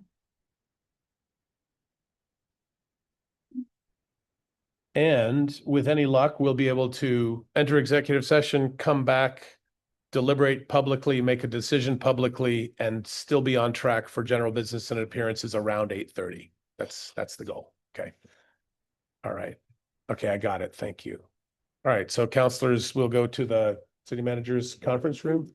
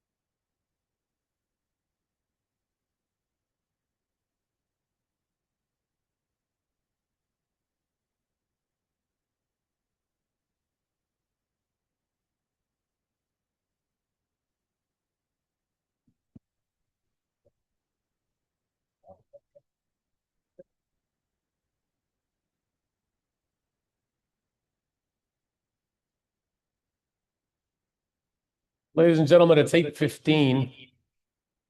And we're back. I would entertain a motion to exit executive session. I think that's what we do first. So move. Okay. Okay, we have two moves. So I'll count Counselor Sheridan moved and Counselor Alfano seconded that. We're all in favor of exiting executive session, say aye. Aye. Okay, and it looks like we do have Counselors Brown and Doyle. I think I should have checked in on them first, but that was unanimous. Any, for the record, any abstentions, any nays? All right, we're out of executive session. All right, at this time, I'd entertain well, does anyone want to make any comments before we take a motion? Seeing none, is there a motion to seat one of these applicants to replace Counselor Gill for the remainder of her? Yes, Counselor Doyle, go ahead. Well, actually, Mark, I just wanted to thank all the candidates, right? I think it's really challenging to put yourself out there. I'm really grateful to all of them for doing that and appreciate all the skills and passion that they bring for Montpelier. And so I hope that even if you're not seated tonight, that you'll continue to pursue serving the city of Montpelier because we could use your help. Well said. Thank you. And with that, I would make a motion to seat Paul Costello to fill out the remainder of Adrian Gill's term in District 1. Is there a second? I'll second it. And I would just like to say to the two that are interested in running, I hope you do. That would give us a race. We haven't had one for quite a while. So I hope Sean and Keith run next time. Megan, you have to live in the district that you run for, just to let you know. And a second. Okay, and that's a second. Is there any further discussion or debate on this topic before we take a vote? Seeing none, all in favor of seating Paul Costello to fill out Adrian Gill's spot until town meeting day 2027. Say aye. Aye. Aye. Any opposed? Any abstentions? I'm sorry to say, Mr. Costello, we would love to have you serve in Counselor Gill's spot in District 1 until town meeting day. Thank you very much for your willingness. Mr. Schumacher and Mr. Linehan, thank you again for being willing to step forward. We do need people to run, to serve with us.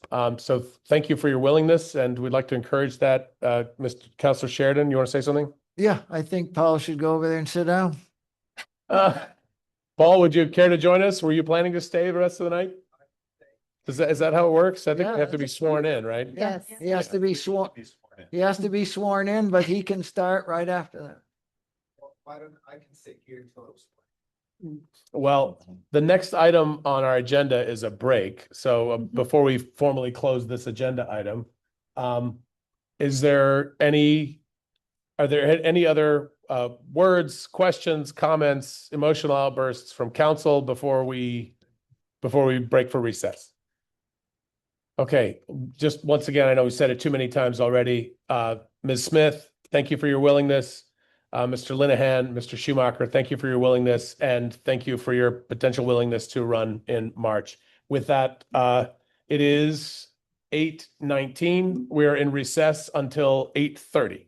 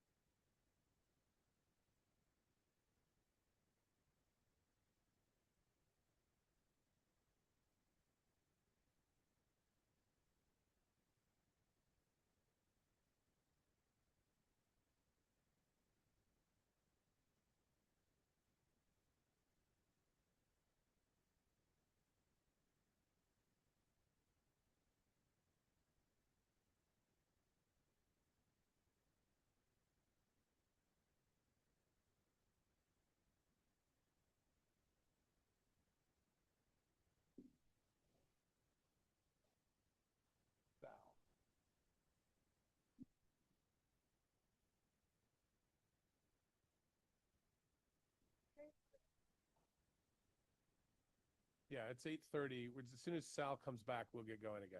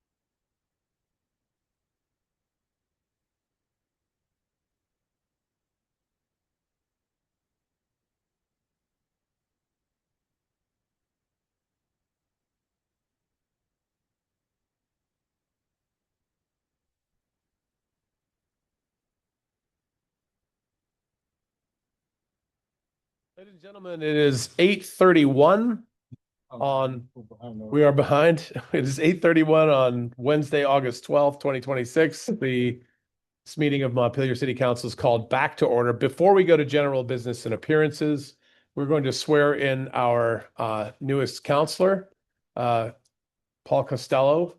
Mr. Odom, you want to take the reins here? Where should I stand? Want me to, I can come down there, you can come up here, wherever you like. Should I stand right here?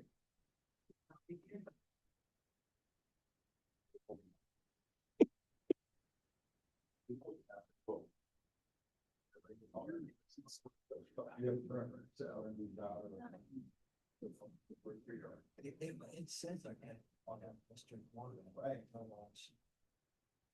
Do you solemnly affirm to and faithfully state people about directly or indirectly when you have to say thereof.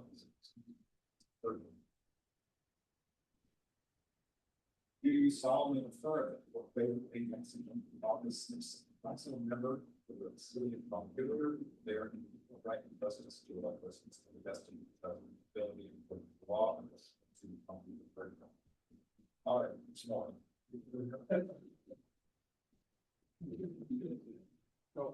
If you'd like to join us, yes, you could take your pick, really. Carrie's not here today. We could remove her nameplate if need be, but that is the seat that Adrian occupied. And I guess that'll be your seat. Well, it's a great honor to be here with all of you, and thank you so much for the opportunity to be of use. Thank you. We're glad to have you, grateful to have you serve. And then we also understand that you may not have prepared yourself to be a fully participating member. So, be in the seat, do as you will, abstain as needed, use your judgment. Thank you. That's why you're here. Thank Appreciate you. it. All right. We are now on to item number 8, general business and appearances. This is where any member of the public may speak on any agenda item. If you have already spoken on a previous agenda item, we'd ask you not to use this time to speak further on that agenda item. If you choose to speak on a future agenda item during general business and appearances, you will not be recognized again for that agenda item. We're just trying to cut down on duplication. Otherwise, you'll have 5 minutes. Is there anyone in the room that would like to speak on any item for 5 minutes? Mr. Whitaker.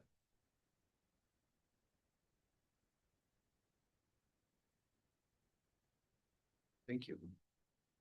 There's the more expensive. You can't do this one in 5 minutes, but you can read it later than that. Okay, good. Mr. Whitaker, I hesitate to call you out publicly, but the manner in which you strut past and throw documents at us is rude and disrespectful. So I object to that. Respectfully disagree. You have 5 minutes. Go ahead. Let's start with what this city gets right, because it does occasionally happen. After I flagged the new bike path missing markings, Kelly acted and Public Works moved fast. Cone, signage, Complete Streets Committee worked last week to spec every driveway crossing signage. I walked it today and the last several days, all of it's gone but a few cones. It's more dangerous now than before I ever said anything. I have given you the 10-page comment in front of you with copies for others. I'm going to give you the through line and let the citations document carry the rest. The through line is truthfulness, the gap between the government we say we are and the one we actually are. A barricaded park with false electrical hazard and a new sensitive area sign. Another park with a sensitive area, no camping sign. Equally false. A river we market for kayaking while we dump raw sewage into it almost every large storm event. A department director who told the council that the sewer gas problem was solved. It wasn't. It still blows up 24 hours a day right next to the bench where someone sleeps every night. And this city won't say whether a dispatching error contributed to the death on Spring Street Bridge in 2019. More than 30 public records appeals have gone to the city manager since February. Not a denial, not one word back. 3 examples are in the memo. The capital improvement plan request answered with only an equipment sheet. A severance memorandum the city now says doesn't exist, despite releasing it under an exemption in 2022, and a federal urgent need certification whose own attached justification doesn't support what it certifies. Country Club Road gets a full section in the memo, and it deserves one. The required environmental assessment is over 4 years stale. I said so. The city denied it needed replacing. Soil was disturbed before delineation without the state permission the rule requires. The city intends to sign a binding developer agreement before environmental clearance, which its own federal award letter says it cannot lawfully do. It will forfeit the $5 million if you sign a binding agreement before environmental clearance. The garden feeding the senior center has not been adequately tested for food safety. The environmental review RFP went out to 3 firms the day before a federal deadline. 2 of the 3 have disqualifying conflicts of interest, never publicly posted, as required on the city and the state website. And on the city's own numbers, both the $3 million Northern Border Grant and the $5 million CDBG DR grant are on track to lapse before the site is ready to build on. But here's what actually deserves to be called a different league, not a mistake. 7 years ago, this council created a homelessness task force and identified at its first meeting exactly what was needed: showers, camping, toilets, lockers. Almost none of it exists today. A $425,000 ARPA earmarked by the city council for this sat unspent and was quietly reallocated before it lapsed. Up to 100 people are sleeping outside in the city tonight. The number of dignified shelter beds available to them is 0. And instead of meeting that obligation, we run people off public land where they have a right to be, aggravating the very mental health crisis we claim to care about. And we lean on the church community, unfunded, to do the job this city's own adopted plan assigns to the city manager. We don't get to profess dignity and integrity and fail this badly for this long on the people who actually need us to mean it. There's more in the memo. A taser purchase revived 15 years after a citizen committee recommended against it, buried it on a consent agenda, no comment allowed, with no mention of that history and no real funding source and no sole source justification, even though it was stated it was required. That's sleazy. Here's what I want you to take from tonight. This isn't about whether I win any of this in court. We say we want economic development and housing. What we don't reckon with is what dishonesty costs us. Residents willing to serve on committees, credibility with developers, honesty with ourselves. Every hour spent managing a false story instead of fixing what's underneath it is trust we don't get back. That's not solved by better signs or lower fees. It's solved by this council deciding that restoring trust matters more than protecting whoever's inconvenienced by the truth this week. Everything I've said is documented in what you've got in your hands. I ask that the full document be entered into the record. Can you give me a copy? You can have my copy here, John. Thank you, Mr. Whitaker. Is there anyone else in the room that would like to speak on any topic? Would you like another copy? I would not, thank you. Is that just a? That your time is up. We're moving on. Is there anyone else on Zoom that would like to speak? Mr. Whitaker, that is unnecessary, rude, disrespectful. Is there anyone online that would like to speak on any topic? I would like to point out that Mr. Whitaker is entitled to his opinion. He is entitled to his 5 minutes to say whatever he would like. Many of the things that he states are factually inaccurate. I would urge anyone, before believing everything that he says wholesale, to please find other opinions and other sources of information. That is true of everything we say and of everything that everyone says. No one should be taken completely at their word as truth. Okay. Having said that, seeing no one else wanting to speak under general business and appearances, we are, wow, 8:40, right on schedule.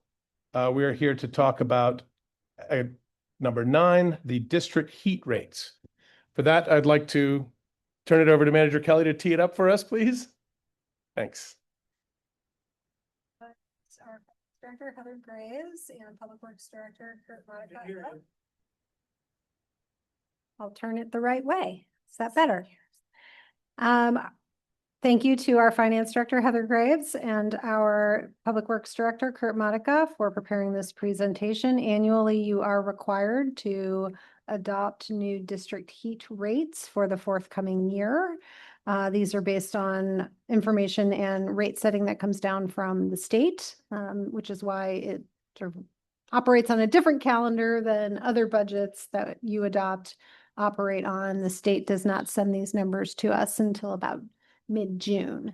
And so we were following forward on that. And once they get set up, I will turn it over. All right, while they do that, I will just give a bit of an update. As you know, the district heat system has been in the red for a number of years. It also has not had new clients that have been added to the system, which when it was first brought online, it was expected that we would have more clients added by this point. We are pursuing opportunities to add additional clients. We have been in active conversations with the state, the Public Services Commission. I'm going to forget the formal name of the energy office as well to help. They're helping us identify if there are additional grants that could help subsidize the cost to bring new customers on. They have taken great interest in looking at the finances of the system and encouraging the city to get back on track to investigate and build out a plan for a viable district heat utility. We are working on that. These are long-term projects still. I can leave it at that. There's been collaborative effort. We definitely are giving this attention. We're on a clock, in a number of years when the system bonds will be paid off, and I'll stop there. But just to give you an update on how we're actively working around this concern. Thank you. Just trying to figure out why it's showing in the My Notes section and it's not anywhere else. Apologies for that. You want to try rolling with it? It looks great on my Zoom. Yeah, it does. Okay. Okay, hi everyone. Heather Graves, the Finance Director, and Kurt Monica is with me, the DPW Director. We're here this evening to talk about the budget for district heat for FY27 and setting the new rates for the customers. So this is an overview of our debt service at the end of FY26. You can see from the beginning, we've paid off just over $1 million, 12 years into the system.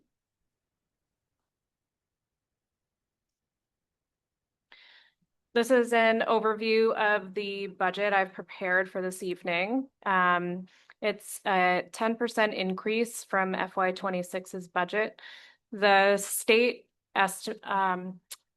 estimated energy costs increased by 12% from FY26. Between FY25 and FY26, the increase was only 0.5%, which is why we're seeing a much bigger change in our budget for this year.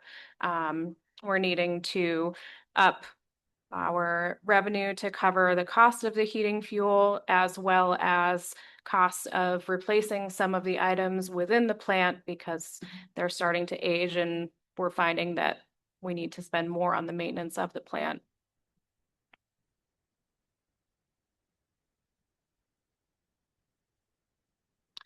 This sheet shows the capacity charge allocation among all customers. You'll see the very last column, the increase or decrease in monthly costs is unchanged. The capacity rate remains the same as FY26. We try not to change anything with the capacity rate because the customers don't have much control over what that ends up costing them. We try to only adjust the energy rate to cover additional costs because they have the opportunity to dial down their heat or up however they feel.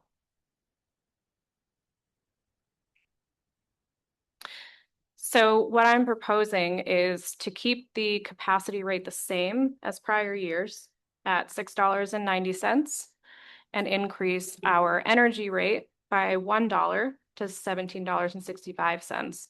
That's the same increase that we did for prior year. So for FY26, we also increased by $1.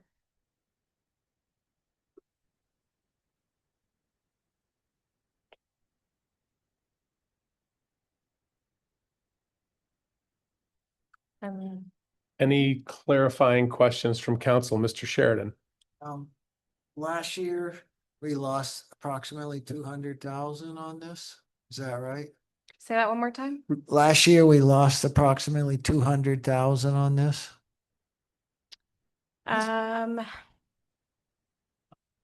think it was more 150 range, 140. Okay. 140,000. So is it going to be about the same this year?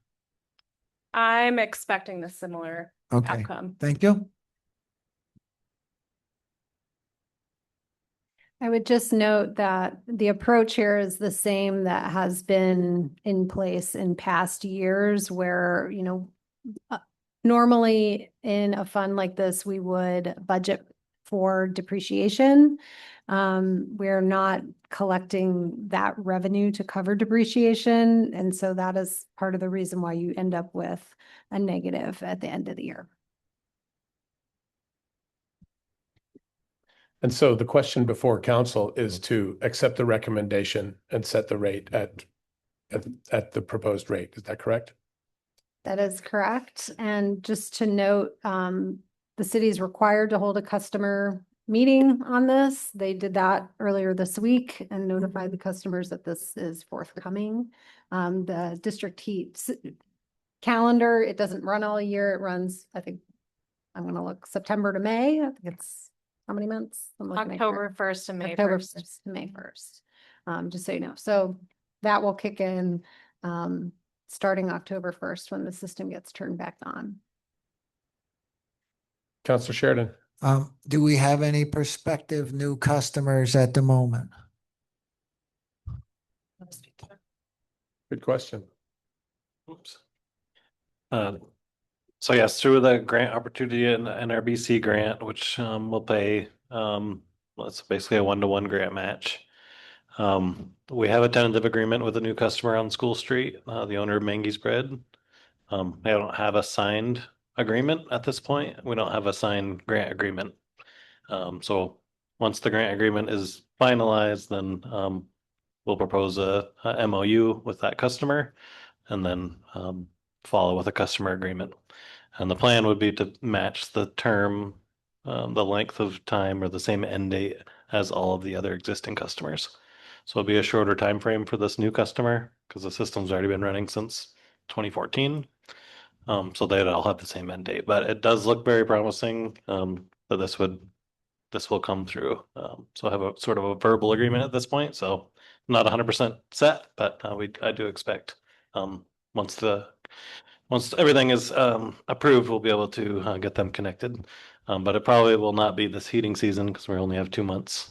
And the grant administrators have indicated it's unlikely they'd be able to approve the grant before the heating season starts. Thank you. And we're kind of stuck between the solution to bringing the rate down to something attractive to all of the users is to get more users. But the barrier to getting more users is the rate is very unattractive. Right? Does that sound right? So what, if anything, is there a long-term path towards making this thing work for us? I mean, I think these are old questions, but I'm asking them for the first time. So yes, we have two sort of methods in which we could make district heat a competitive, financially competitive heating source.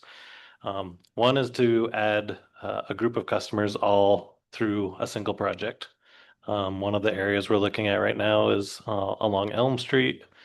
It currently ends at Langdon, but if we were able to continue that out all the way to the Down Street buildings potentially, there's an opportunity to pick up buildings along that path as well as Down Street. And the manager's been in discussions with Down Street about potential grant opportunities to connect them and extend the district heat line.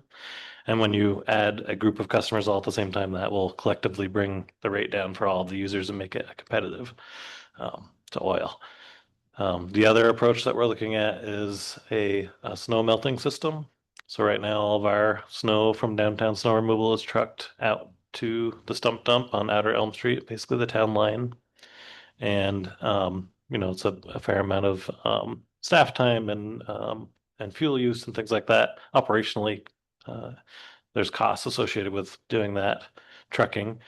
And also environmental impacts. There's trash and salt mixed in with the snow. So there are benefits to constructing a snow melting system where we could stockpile the snow in a parking lot and load it into a melter fueled by the district heat system. The challenges with that is that we would need more capacity allocated from the state, from the Department of Buildings and General Services, because the energy use from a snow melting system has a very high peak.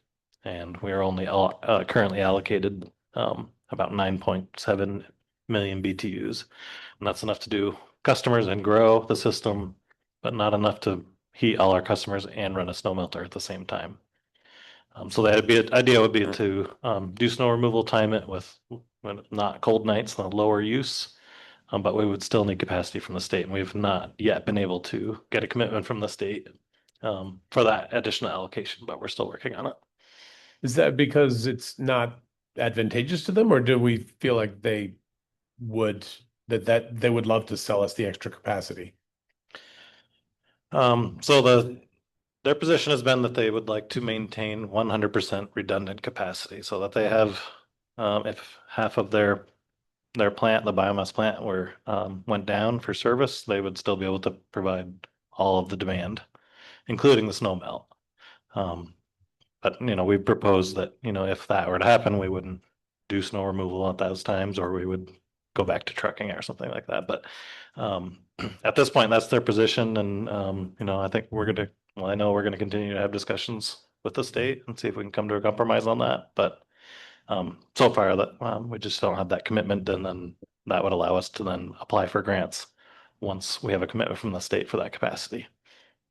Okay. Councilor Sheridan. Is the fire department's front on that? Yes, it is. Okay. Other questions from council? I guess we have to take public comment on this item. Is there any member of the public, before we take a motion and debate, any member of the public that would like to speak on this topic? Oh, Mr. Whitaker. Does this one work? I don't need to just, well, I guess you already know. I just want to flag an example of this dysfunction that this was, we created the sustainability coordinator position to get the district heat running in the black many years ago, 3 or 4 years ago. And our building inspector jumped and took a very large raise, tens of thousands of dollars. And I've talked to the engineers that designed this system. They never had a call saying, we need to restructure the rates. Here's how we would go about doing it. So the ball has been dropped dramatically. And another example, I just went to the Development Review Board last week, and Lucky was proposing a new 20 to 40 unit apartment building where the old Baptist church is on Elm Street, just beyond the Down Street buildings. And I asked, could we condition this on maybe that he hook up to the district heat? And he had already decided to go electric with heat pumps.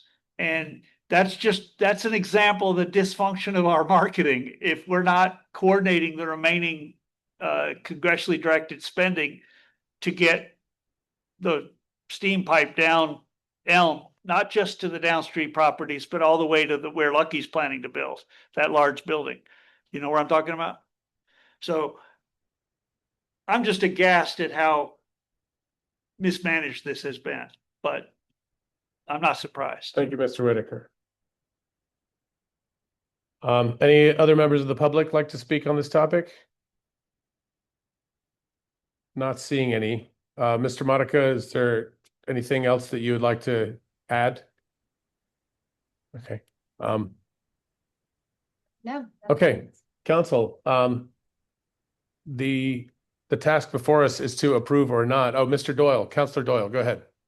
Yeah, no, I just want to say, like, I think it's really encouraging to hear about the new potential customers. Kurt, I really appreciate your conversations with those folks, and Manager Curry for your work there. I mean, I think we really do need just to get more people on this system if it's going to be sustainable. I think the price of oil might also be a motivator for that. So I think it's a good time to have those conversations. I don't want to, I'm sorry, Mark, if you have other things you want to do, but I'm happy to make the motion that we approve these rates as proposed. Okay, is there a second? Second. Thank you. Is there any further discussion or debate on this topic? The motion before us is to approve the rates as proposed. All in favor, say aye. Aye. Aye. Any opposed? Any abstentions? Abstain. Okay, we have one abstention. Thank you, Paul. That is 1, 2, 3, 4, 5. 5 ayes, 1 abstention. I think you need to do a roll call. Oh, because, okay, yes, we do. Thank you. So we'll do a roll call because it's not unanimous. We'll start in the room. Councilor Cohn. We have to do a roll call because it's not a unanimous. I said yes. Okay, Councilor Sheridan. Yes. Councilor Alfano. Yes. Councilor Costello. I abstain. Okay, Councilor Brown. Yes. Councilor Doyle. Yes. 5 yeses, 1 abstention. The motion passes. Thank you, everyone. All right, we are now moving on to, and thank you, Ms. Graves, Mr. Monica, for your presentation. Item number 10, the Charlie O's noise variance. Sounds like a band name. But we would, Manager Curry, will you please tee this up for us? Thank you. I will. So before you today is a request from Great American Enterprises LLC doing business as Charlie O's for a variance from the City of Montpelier's noise ordinance, which is found in Section 11, Article 10 of the City Code. And this variance request is specific to the event schedule that is proposed in your packet. This came to our attention when we had a neighbor complaint in reaction to one specific evening of live music on the patio, and led us to learn a lot about Charlie O's and noise variance ordinances and other things. So we've confirmed Charlie O's has all the right permitting in place, all the right zoning approvals for their outdoor space.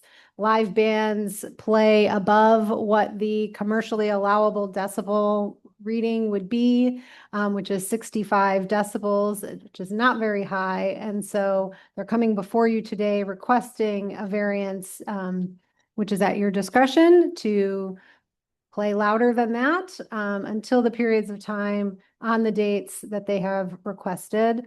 You are able to put conditions on this if you wish. I invite you to ask questions of the applicant if you have them about what they anticipate for this event schedule.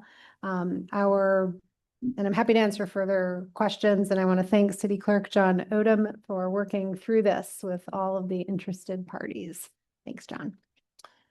Great. At this point, first, are there any clarifying questions from council on what it is we're trying to decide here and how we got here?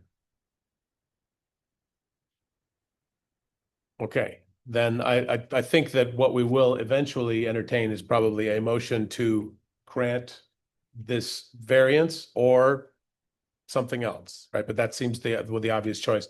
At this time, Ms. Jenny, could you care to say anything about how we got here or your story, you're not required to at all. We will hold public comment, but first I'll invite you to speak. You're not limited to 2 minutes.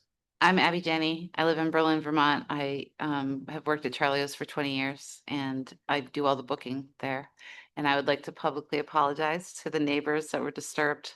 The one night we had a punk band out there. Normally we have acoustic acts, but my staff member is leaving for Europe and wanted her band to play on the veranda. It was a great night full of joy for everybody except for the neighbors that were disturbed. And again, I apologize. We like to be good neighbors. Sure. Thank Yeah. you. Thank you for saying that. Anyone else from the public that would like to speak on this topic? Anyone online? Seeing, well, oh, Margot. Margot applauded, but is not raising her hand. Margot, Oh. would you like to say something? Yes, sorry, I'd used my reactions wrong. Yeah, I just want to say that I'm a constituent of Montpelier and that I really enjoyed the live music that Charlie's has. It's one of the few like outdoor settings that we have for live music, and that I would hope that that continues and that the decibel like variance is passed tonight. Great. All right. Thank you for that. Anyone else that would like to speak to this? All right. At this point, the next thing would be to entertain a motion to grant the variance. Is there such a motion? Sure. I would be, first I'd just like to give a little history on them that I know from way back. Way back, at one time when Charlie's was said to be a problem area, I said, I go around all the bars and just sit in as a liquor inspector. I mean, we are all liquor inspectors. And she knows it. I did that. And I said at that time, Charlie's was the best run bar in the city. And chief of police at that time was Tony. And he said, I totally agree with you. So and you were having something to do with it then. So thank you for running an excellent bar. Thank you, Jim. And I would be happy to make the motion to grant that. Okay. So is there a second to that? Second. Okay, we have 2 seconds. So the motion before us is to grant the noise variance to Charlie's. Is there any discussion or debate on this topic? All right, with that, all in favor of granting the noise variance, I'm going to actually go straight to, all in favor, say aye. Aye. Any opposed? Any abstentions? We have our first unanimous vote, including Paul Costello, unanimously passes. Welcome to the council, Paul. Thank you so much. Ms. Jenny, thank you for coming and staying all of this time.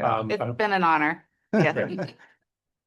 All right. And with that, I would just like to point out that I have a decibel meter on my phone. It is not terribly accurate, but right now I'm speaking at a decibel level of 75 decibels. Tone it down, man. So Tone it if down. 65 at the property line is, so this brings, I mean, there's another question about what the noise ordinance maybe should be. That is not on the agenda for tonight. Right. But it's, I'm guessing, a perennial question in every town. Do you want to say something about that?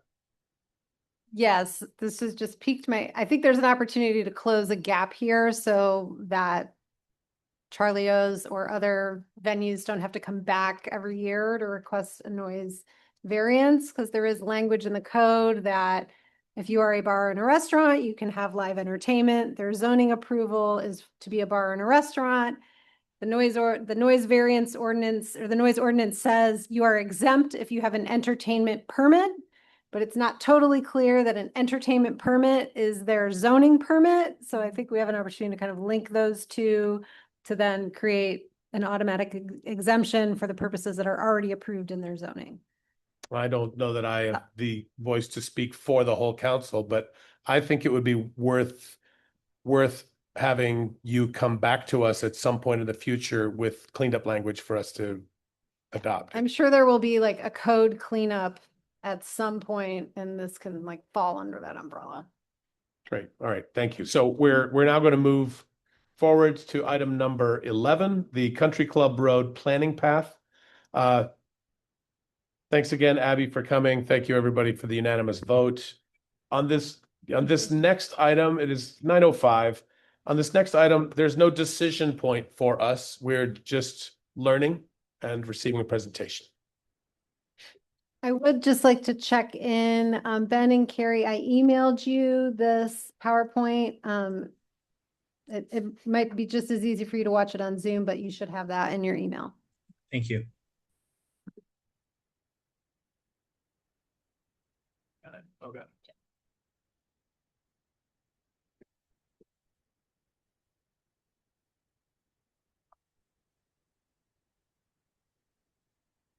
Down arrow to move it down.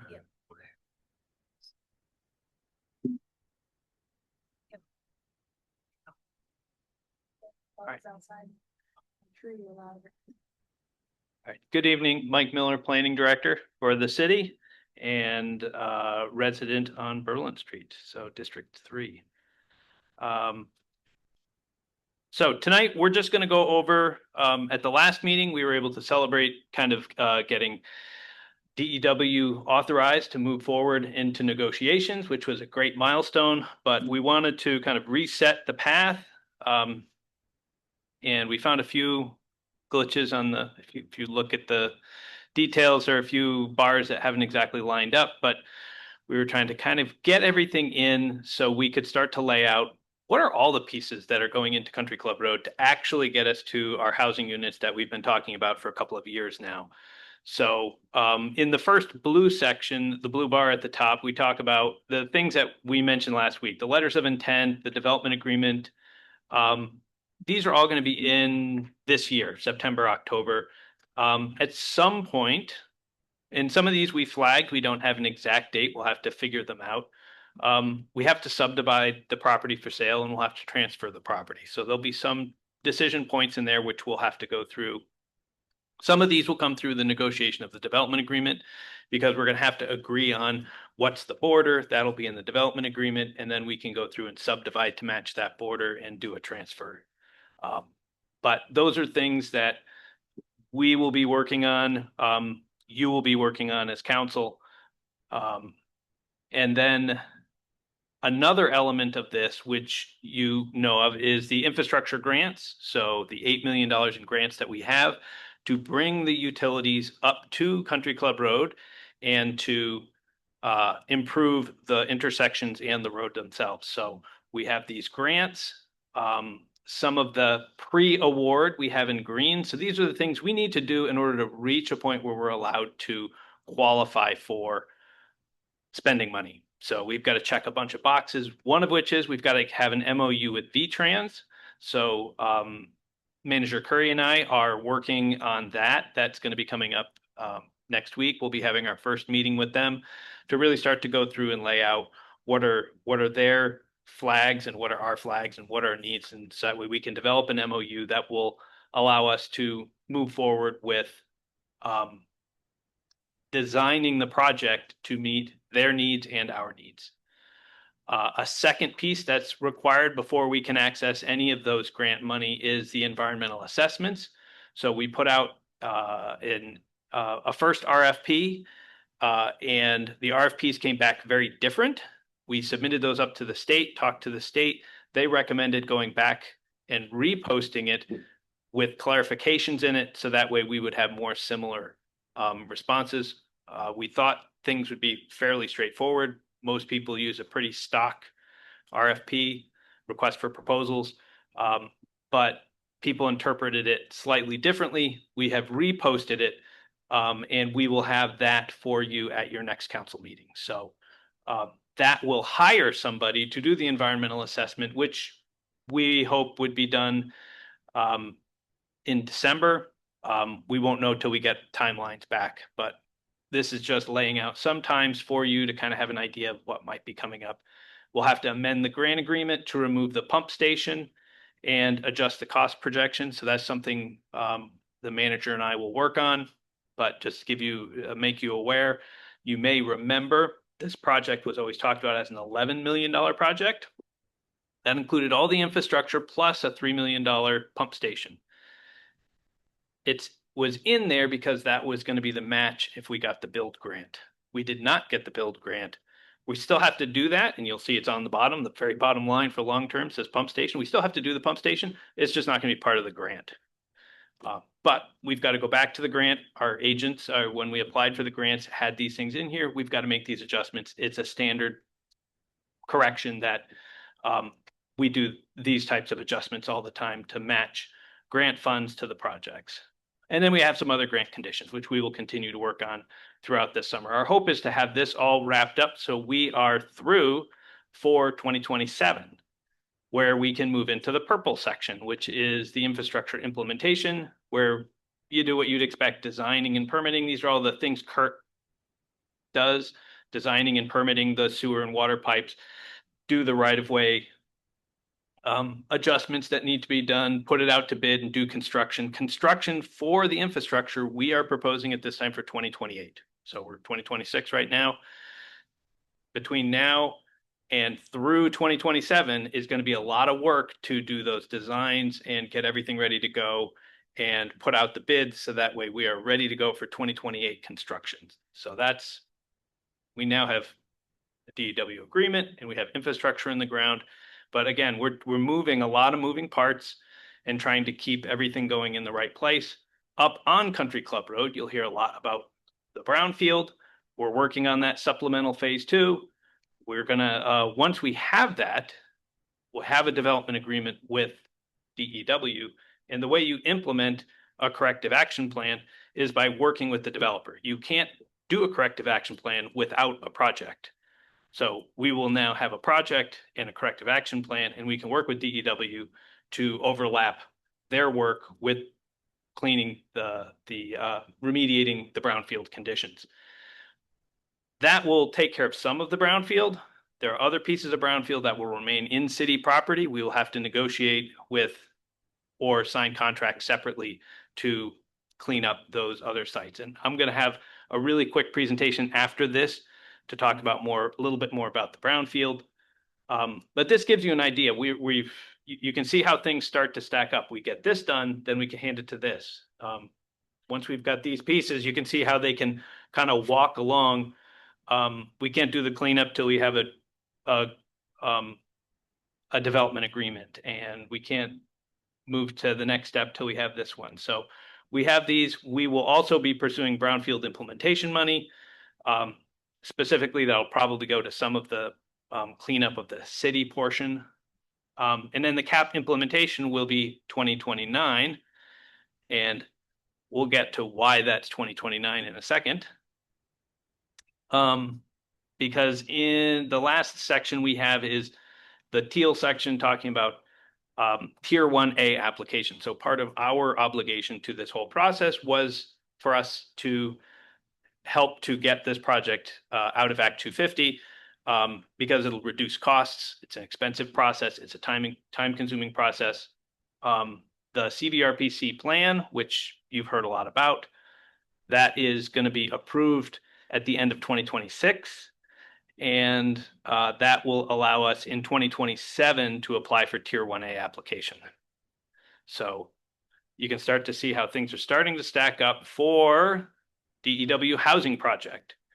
So in 2026 and 27, they'll be doing additional studies, market studies, traffic studies, a bunch of other things that they're going to have to refresh on their side to make sure they're ready to go to design. They would then work in 27 and 28 on design and permitting. And these are some dates that are kind of pulled out of their application. We would put in an application in 27 or 28. They need to have enough of their project done or designed for us to be able to put in that application. So in that window, we would put in that CHIP application. And they would be ready to go to construction in 2029. So you can start to see a little bit of a picture. If you can put all this in your head, you can see how all these little pieces are going. So that way we can get the water and sewer up there in 2028. The brownfield assessments are done. The Tier 1A is done. Their design, they have done their design. They've done their permitting. They're ready to go. They can put shovels in the ground in 2029. And that gives them 2029 and 2030, 2 years to complete phase 1, or at least to get the down street housing project that they proposed, which is the requirement for the grant. So you can see how all the pieces kind of fit together. We're still working through to make sure there's something we missed, something else that they're going to ask for in their development agreement that we have to build in. But we wanted to kind of give a sense of all the moving parts that the planning department and the manager's office will be working with you and with DEW on to make sure that we keep checking the boxes as this is kind of clicking along. And along the long term, at the bottom, we still need to secure the rights for a second access to the site. So we've talked about maybe going through Saban's pasture. That would be something we would have to be building in. Installing the traffic signal at Country Club Road and Route 2, if and when it's warranted. Right now, looking at what is in the phase 1, so the construction through 2030, it doesn't look like it would warrant a traffic light yet. We are going to do the engineering and prep the site for it. Whenever it's warranted, it will be done because it's going to be required to. But we just wanted to point out at some point in the long term that could come into play, and the pump station. So, and I think I'll just jump really quick if you want into the brownfield discussion, then we could come back to the path if you want to. So I just wanted to put out for the public and for you on the council, just to see, we hear a lot about the mismanagement of the brownfield pieces. And so I just wanted to go through and show a number of maps. These are the test sites. All those yellow dots and red dots are all the sites that were tested. In this case, this was for arsenic. And you'll notice there are only a handful of little red circles that are in there. Those red circles are the greens of the former golf course. And that's arsenic. This is lead. You notice a lot of the same areas. This is mercury. And this is heptachlor epoxide. So you'll notice they're all the same areas. And so what we wanted to make sure you understand when you hear a lot about the brownfields, we have these areas in there that are squares. Those are areas that were for the feast farm and were tested. And so you can see the feast farm has been tested, and they did not test positive. They had special testing that was done in those areas. And those were also came back okay. When we talk about, or when you hear about, we're exposing the public to stuff because we're burning the Christmas trees up there, because we're burning Christmas trees on brownfields. These are the clean parts of the brownfields. Our work with the state says we can't do anything on those areas that are the greens. We need to wait until we can get a corrective action plan for those. These other places, we have approval for soil, what's called the soil management plan. We still have to report to the brownfield division. We still have to go and contact them before we do any work, and we get approval. But it's a faster approval process because these areas have already been cleared. So a number of things that we do, burning Christmas trees, we put in the water lines, there are a number of things that have happened. I just want to make sure it was clear to you that this is why we say it's on the greens, because you can see how many places were tested and came back clean. And only the places that were in the green have those contamination issues. And so we are, in the planning department, we are working with CBRPC. They have experience in brownfields. I have experience in brownfields. And Stone really has experience in brownfields. The folks we're working with right now are very, very experienced.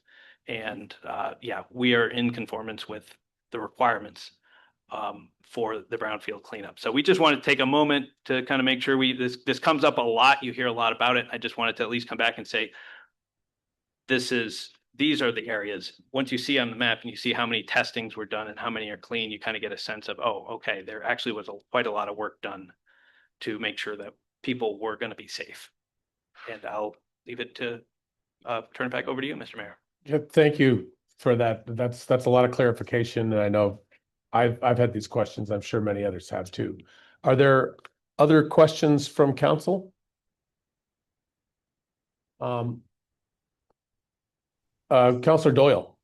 Yeah, Mike, thanks a lot for doing this. I really appreciate the communication on it and the clarity that you're providing. Another thing that we kind of hear a lot about and that I don't really understand is the CBDG DR funding is HUD money and the idea of a choice limiting action. And there's just so many things here that have to get done. How do you avoid choice limiting actions, or what is a choice limiting action in this context, and how are you kind of navigating that situation? I mean, a lot of these we have to follow through with the folks at Commerce and Community Development, ACCD, to make sure that everything is following the right process. It is a complicated process because it's very clear the rules for the infrastructure project. Putting those utilities underground, under Route 2 and under Country Club Road is really clear because that's where the money is being spent. Where the rules get gray is we have to build these units to meet the housing requirement for those funding, which is on a different site, but they're not getting any money from the federal government for that. So there's this large gray area that we just have to keep going back and checking with. We applied with a very clear description of our project. We're going to do this infrastructure and we're going to build this housing. And they are very aware of our process. They pay attention to what's going on. So we rely a lot on their legal advice and legal opinions. So we check in with them quite a bit to make sure that when something comes up, like signing a development agreement with DEW, we will go back and check with them to go through and say, is this an issue or is it not? They've known about it and they haven't raised it as an issue, but sometimes it's important to go and put it right on their plate and say, we want you to say it's not an issue. It doesn't look like it should be an issue because what matters is this expenditure. You can't expend federal dollars. Well, we're not expending any federal dollars to build that housing. So it shouldn't, but again, we double check with them. Same with the environmental assessment. With the environmental assessment that we put out, the RFP for, we had two very different proposals that came back, and we just put that up and say, all right, these should have been very similar. We're asking for the exact same product with the exact same federal requirements. They should be very similar. They're not. We send them to the federal, we send them up to the state, they review it, they come back to us and say, this one's correct on this one's correct on this one. You should republish this to make sure that all the parties have the same information and can have a fair process. So we work a lot very closely with our partners. Councilor Cohn? Thanks, Mike.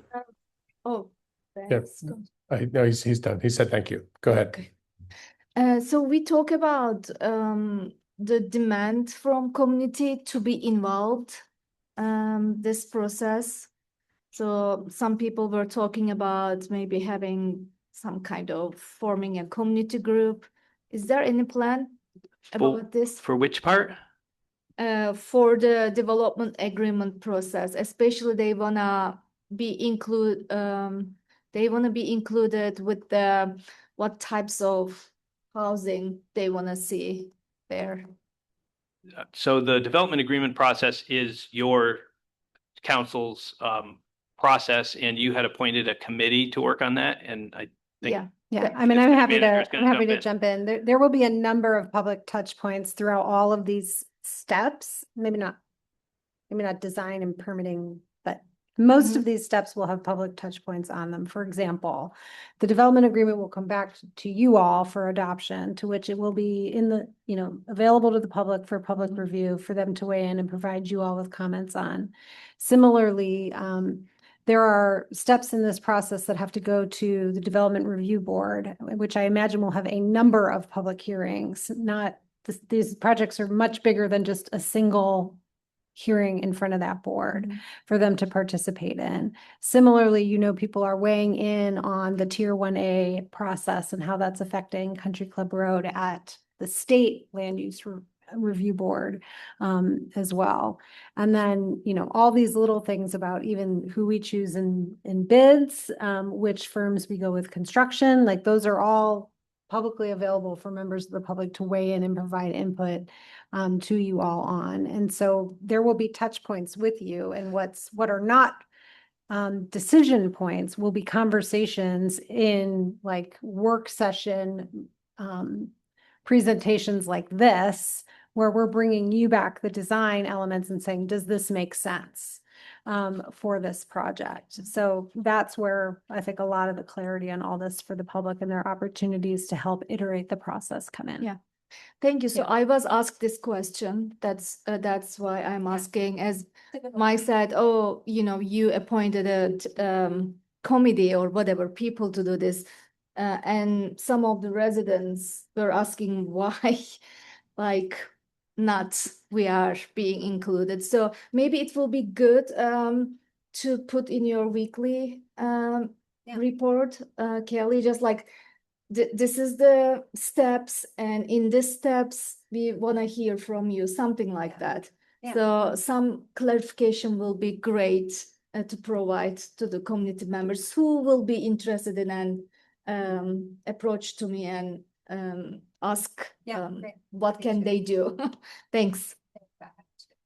And I'll just also say, I mean, there's a lot of interest in the success of this project. Mike and I participated in a kickoff meeting with various agencies of the state who wanted to hear, essentially this, like, where are you at in these processes? What are you meeting these standards required for the grant? Please explain how and when.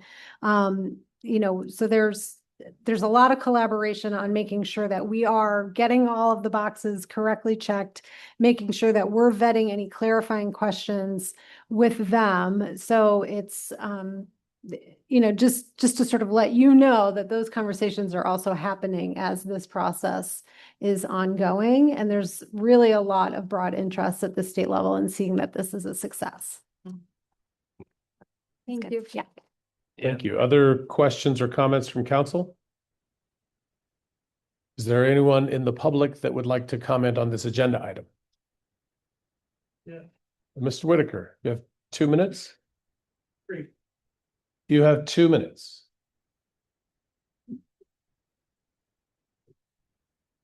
So it's clear that you want to stick your head in the sand and not untangle the misrepresentations you just heard and you've been hearing. The NEPA trigger was the 500,000 we received from FEMA back in 2024 for not putting the trailers up there. So since then, every soil disturbance that we've allowed to happen, we've let Alex run roughshod over that property with excavators, and he dug in a greenhouse recently after explicit warning that would derail. So Mike just represented that the other areas were clean. No area of this has been deemed clean.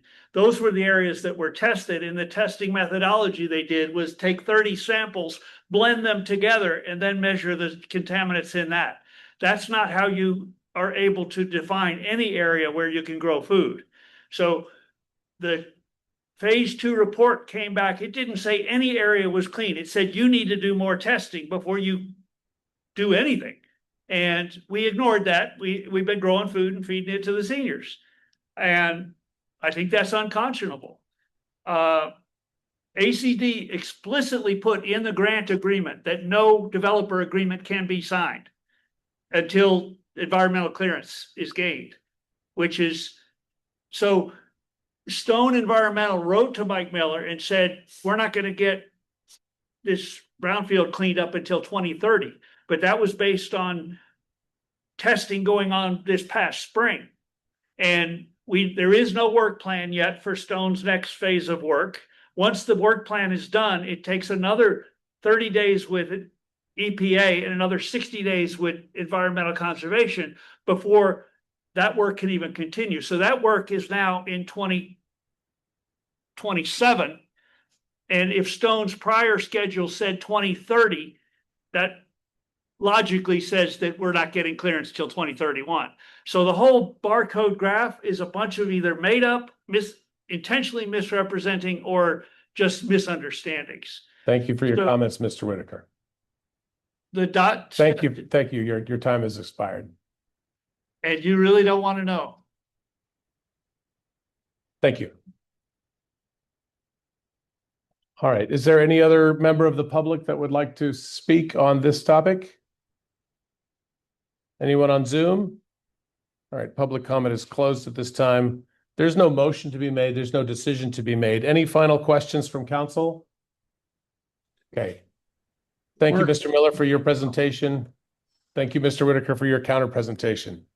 Mr. Doyle, Councilor Doyle, did you have your hand up? Go ahead before we move on. I did. I just wanted to really briefly just kind of echo something that Kelly was talking about. You know, that a project like this that has multiple federal streams of funding in it is going to have like numerous checks and balances, right? It's a complicated project. There's going to be lots of pivot points and turns along the way.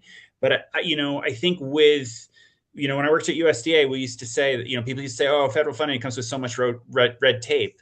I prefer to call it robust federal oversight, right? And that provides assurance to the public that a job is going to get done and it's going to get done right because of those folks either at ACCD or at the agencies that they're working with at the federal level that are providing that level of oversight. And so I think just for the public that has concerns about this, they should recognize the fact that it is a complicated project. There's definitely going to be changes, but I also think we can have a degree of confidence in our staff that are clearly experienced in this realm and in the partners that we're going to be working with that are going to be holding us accountable.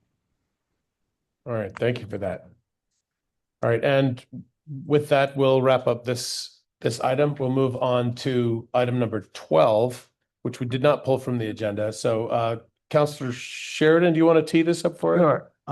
I am going to pull this from the agenda. What happened was 2 members of the advisory board approached me to put this on a council agenda. So I do that when citizens do approach me. And when the rest of the board found out, they said, we have not voted on this as a board. And they asked that it be discussed in their next meeting and they can vote on it as a board. So their next meeting will not be till like September 11th or something like that. Or the board, you mean the advisory board at the Yeah, senior center? yeah. Thank you. Of which I'm your council representative. And so I'm going to poll this at this point. It probably will be back sometime in late September, depending on what they vote. So at this time, they didn't show up, so we're not ready to move forward on this. So Okay. we can save some time. Great, thank you. And in any case, I don't think there was a decision point for us to be able to make tonight at any rate. So we've held that item. We're moving on now to item number 13, committee appointments. It's 9:33.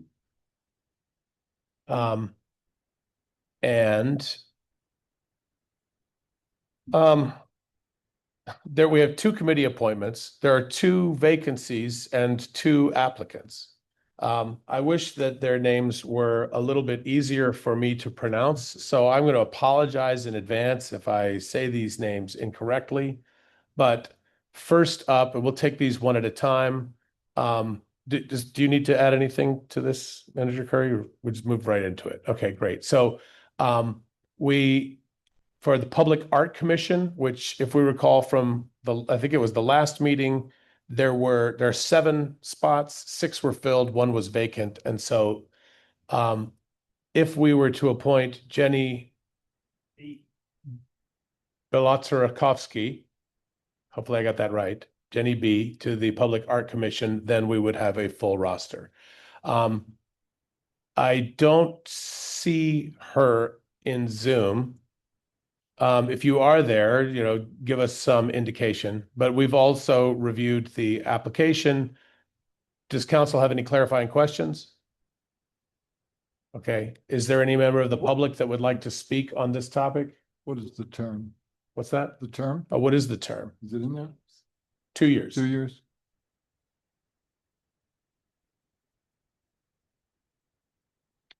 If there's no discussion and no public comment, I would entertain a motion. I'll move the appointment of Jenny B. Okay. The Public Arts. Second. Okay, so we have an appointment and a second. Second. So is there any discussion or debate on this topic? Sorry, I'm flipping between windows to try and keep my eyes on everyone. All right, all in favor of appointing Jenny Berlatsarkovsky to the Public Arts Commission, say aye. Aye. Aye. Any opposed? Any abstentions? Sorry, Okay, Counselor Costello is going to abstain for understandable reasons. We'll take a roll call. Counselor Cohn, Yes. Counselor Sheridan. Yes. Counselor Alfano. Yes. Counselor Brown. Yes. Counselor Doyle. Yes. Sorry, I skipped right over you, Paul. Counselor Costello. Abstain. Abstain. All right, we have 5 yeses and 1 abstention. Thank you, Jenny, for your willingness to serve. We also have for the Complete Streets Committee, Mary D. Diet. Do you know how to say this?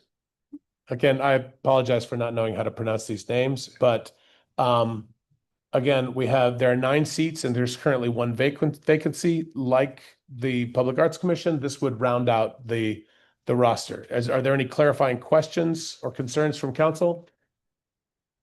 Is there anyone from the public that would like to comment on this agenda item? Is there a motion to appoint? So moved. Okay, Counselor Sheridan moves to appoint Second. Mary. Okay, Counselor Alfano seconds. Any discussion or debate on this topic? We'll go straight to roll call vote. I'll start with you, Counselor Costello. Abstain. Abstain. Counselor Alfano. Yes. Counselor Sheridan. Yes. Counselor Cohn. Yes. Counselor Doyle. Yes. Counselor Brown. Yes. We have 5 yeses and 1 abstention. Thank you very much, Mary, for your willingness to serve on the Complete Streets Committee. Thank you, everyone. Any other comments before we move on? Seen twitching? No. Okay. We're moving on to item number 14, the homelessness update. It is currently 9:37. Manager Curry. Yes. Okay, so I am actually relying on some of Matt Jelasik's work on this. In the intervening week, I was on vacation, but there are 2 things I just would like to bring an update on. And one, was reported in the paper recently, a Jesse Jacobs building that is on the corner of State and Bailey that he is looking to lease. Capstone has taken a potential interest in investigating and exploring whether that could be a viable location for a 24/7 shelter space. And there's a lot of moving pieces with this because it was damaged in the flood, and Capstone is investigating kind of what the upgrade costs would be and remediation costs would be relative to that. They have concerns just about their funding model. And so what they're asking the city to explore, consider, which is very premature at this point. I don't have a presentation for you to think through at this time, but is whether the city would participate by holding a master lease that they would then sublet from in order to account for the fact that their funding is generally comes through for 1-year periods for a portion of the year. So the way that we're kind of starting to talk about that is, could their funding be enough to stretch out over the 12-month period, even though they only get paid out for it in 7 months out of the year to then cover, the expense of a sublease from us as a master lessor. So there's just a lot happening there, but it's, it could potentially be a good spot if we can overcome some of these hurdles. We're trying to figure out what would the sort of critical failure paths be if there are things we just can't overcome. Matt has identified that there is $100,000 potentially in our housing revolving loan fund, which is a fund that's separate from the housing trust fund that has been, repaid from projects that we have supported over the years and is potentially sitting there to support something like this. So again, we're exploring this right now. We'll come back with a baked plan and proposal for you to start considering should the pieces start to fall more appropriately into place. Additionally, as we have created conditions for operation of an emergency winter shelter downstairs again this year, but have not received any requests to do that at this point yet. There are still conversations going on with the churches on whether they will be able to host that again. So I'm, we're coming up on fall. Matt and I are very interested in not having this take everybody by surprise. And so we continue to press on and probe those conversations as well. So that's about it for my update at this point. Any questions from council? Any comments from Councilor Cohen, go ahead. Just a general question. Have you or the city staff observed any change, improvement after doing all this work? And we are having updates almost every 2 weeks. Yeah. I do think that there is a stronger collaboration among partners than there was previously in the past. We're having regular conversations.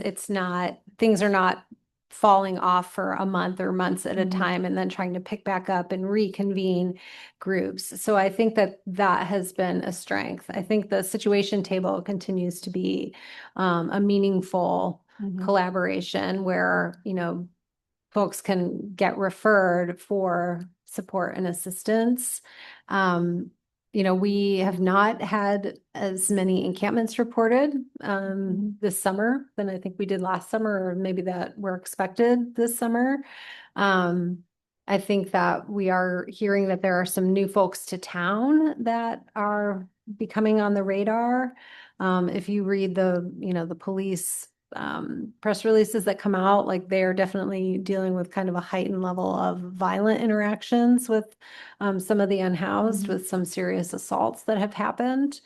So I think maybe in some ways, yes, but not in total, probably.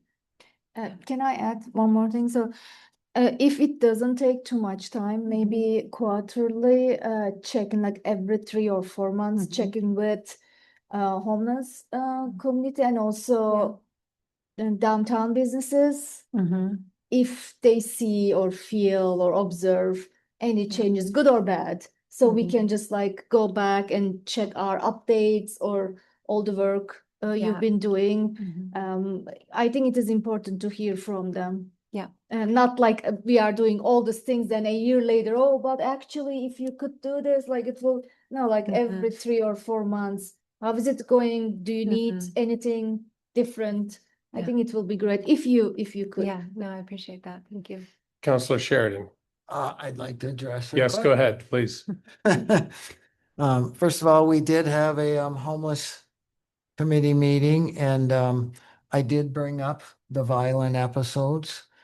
In a span of less than a month, we had, I think, 7 pretty violent episodes. 1 did not involve homeless. 5 involved homeless on both sides. 2 involved either a homeless person administering the violence or getting it. So, and I brought this up, and I want to say that I don't think most of the committee stands behind a comment that was made by one of the committee members that, well, this is to be expected. And personally, I don't expect violence just because you're homeless, or just because you're drunk, or just because you're high. I don't think those are excuses for violence. And so I would just like to say that I don't think the majority of the people felt that way in the committee. I mean, we don't like violence. It happens, but it was a bad month. And so I wanted us to talk about it. And that, it's sad that that was a comment. The other thing is I went to the MBA meeting where half of their topic was on this. And they definitely said that, there are issues with hurting their businesses, and their thoughts were, we need more police officers. They were proposing at least 5 more to stretch it out to 22. So I went to Tanya just to kind of get some feel for that. And I said, it's gotta be at least $500,000. Tanya Chambers, the HR director. You're talking Yes, about. and Thank you. sorry. And she said, oh, no, you're talking much more than $500,000. So, it's an expensive fix if we go that. I mean, but that's kind of what they're looking for, just to let you know. It doesn't mean that that's what we have to do or anything like that, but they're seeing the violence and it is, it was I mean, yes, it was a hot month and heat like that we had can tend to make tempers rise and everything, but I do not feel like homelessness is an excuse for violence. I'll just add, without disputing anything that you've just said, also being at the MBA meeting, for sure, the things that you said were voiced by businesses, were voiced by some businesses, but the business community themselves, like the community at large, doesn't all line up behind a single view. So there are definitely folks that were, the one thing that I did hear that was expressed, and I'm not trying to speak for the business community, but the one thing that I did hear that I felt like was not disputed was that the behaviors that we see on the streets do have an economic impact on our businesses, and that is their livelihood, and that is their reason for being there. And so sometimes that is challenging. They didn't all agree on what was the root cause or what were the solutions, but for sure, some of the folks did suggest that more policing would be desirable in their eyes, for whatever that's worth. Other counselors or Manager Curry? I just might comment, sometimes those opinions that form really take hold, like I continue to hear about concern of using the bike path. And, we had a camp on the bike path very far down, but we have otherwise, for the majority of the summer, not received a lot of complaints about impactful activity happening on the bike path. So I think that sometimes when an experience really takes root, it's hard to overcome that. And it just maybe has to be part of the larger, part of how we move beyond this or how we demonstrate successful strategies is getting people back on the bike path, and showing that it is a viable place to go and feel safe to use. Yep. I'm there every day. Just Manager Curry, while you're talking about what's recently been going on, we also hear some, that people are being told to move along. What has been the situation with encampments being taken down in the recent weeks and months? We have had one recently where an encampment was under the Granite Street Bridge and, had made connection with street outreach, and there was a lot of trash flowing over and into the bridge. And so those folks did move along and we had to go clean up what was left behind. And what was the cost to clean that up? I don't know. I think it's $800 a visit. Okay. All right. So it's not as though people by the hundreds are being moved along. Okay. Any other questions from council? Any member of the public like to speak on this topic? Mr. Whitaker. Steve Whitaker again. I marvel at some of the comments that I hear because from the homeless folks' perspective, the behaviors in this room have added to their hopelessness and desperation. The impactfulness, buzzwords, the absolute neglect. For 3 years, we've done nothing to restore these 2 basement bathrooms. A porta potty doesn't cut it out back for people who have to wash themselves so they don't get diseased or chafed. And no one wants to discuss how many people have we displaced and on what authority did we do that? What ordinance supports displacing people off of public land? You don't have one. You just are lying about it. Okay. Why don't you want to talk about requiring Kelly to write that plan that says the city plan? She will write. Okay. Read the city plan. She will write a plan that provides safe places to camp and public hygiene. How do we just keep not talking about that? You know, you're watching the clock. You just want to, yeah. That's part of my job. I look yeah. forward to your departure from the council because we'll start to get things done. Thank you for your comments, Mr. Whitaker. Anyone else from the public like to speak on this topic? Okay. Anything else from council? All right, we're going to close this topic. We're going to move on to item number 15, the consent agenda. It is 9:50. If anyone's wondering why I keep saying that, is because a lot of folks are watching this on playback. There may be transcriptions or AI, so I just say those words into the record to make it easier for everybody to find data that they're looking for. So on to the consent agenda. No one requested to pull anything off of the consent agenda. I would like it if we would take it formally as a motion to adopt the consent agenda and do it that way rather than by unanimous consent, especially because Councilor Costello is brand new and has unlikely had a chance to review all of these items in the details.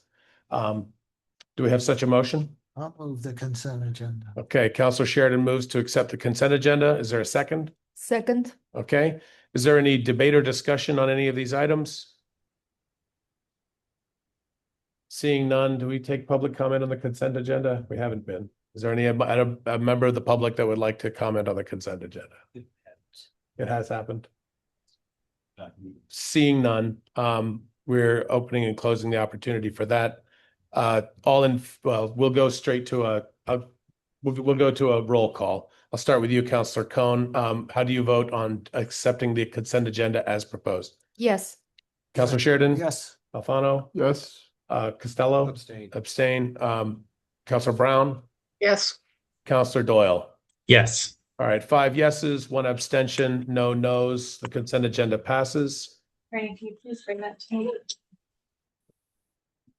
me? Thanks, everyone. And now we're on to item number 16. It is 9:52. Item number 16 is the city manager performance review. It was proposed that we enter executive session if there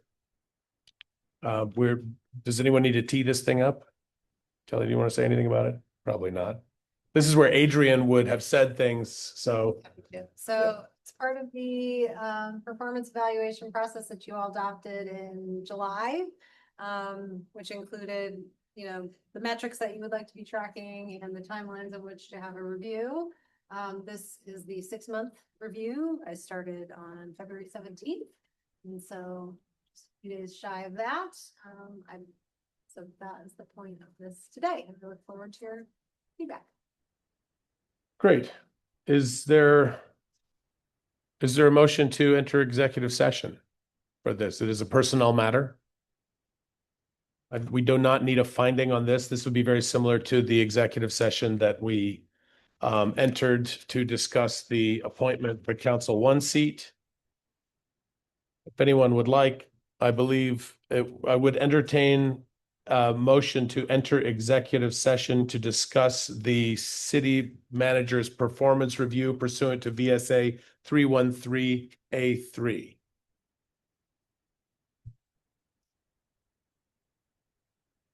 Is there such a motion? Councilor So moved. So, all right. Is there a second? I'll repeat it all. So I think that'll work. Second. All right, second. So the motion is to enter executive session to discuss the city manager's performance review pursuant to 1 VSA 313A3. All in favor, say aye. Aye. Aye. Any opposed? Any abstentions? Unanimously passes. At 9:54, we are in executive session. Shall we use the same Teams meeting link as before, or?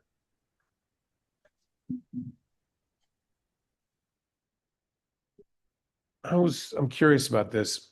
Using Zoom, are we unable to just make a breakout room and only invite the participants? Oh, and do we need to say that we're inviting the city manager into this meeting? We do. We do. Sorry, it's getting late. Somebody refresh me on how we need to do this. I guess if you want to be technical, we need to redo it. you could move to amend after the fact. That's allowed under Robert's rules. Okay, You could move to amend the previous motion to include. So I will move to amend the previous motion to include City Manager Curry. okay. Is there do we need seconds and votes on this, We right? do. So is there a second to accept this amendment? Second, All right, all in favor, say aye. I. Aye. Aye. Any opposed? Any abstain? All right, so amended. And all right, now at 9:55, we're going into executive session. All right.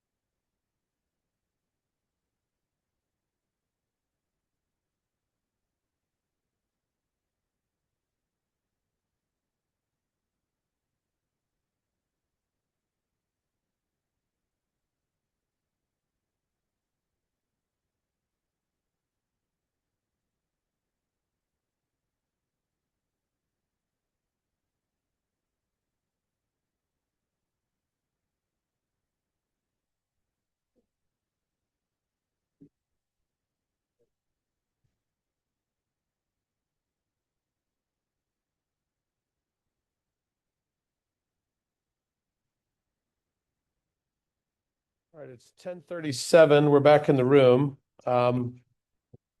We need a motion to exit executive session if we're to do so. I'll move. All right, we have a motion. Is there a second? Second. All right, we have a second. All in favor of exiting executive session, say aye. Aye. Aye. Did we lose Ben? Counselor Doyle, are you still here? I know he's out of town. We may have lost him for this. So any opposed? Any abstain? Okay, so with 5 votes for and 1 person absent, we're out of executive session.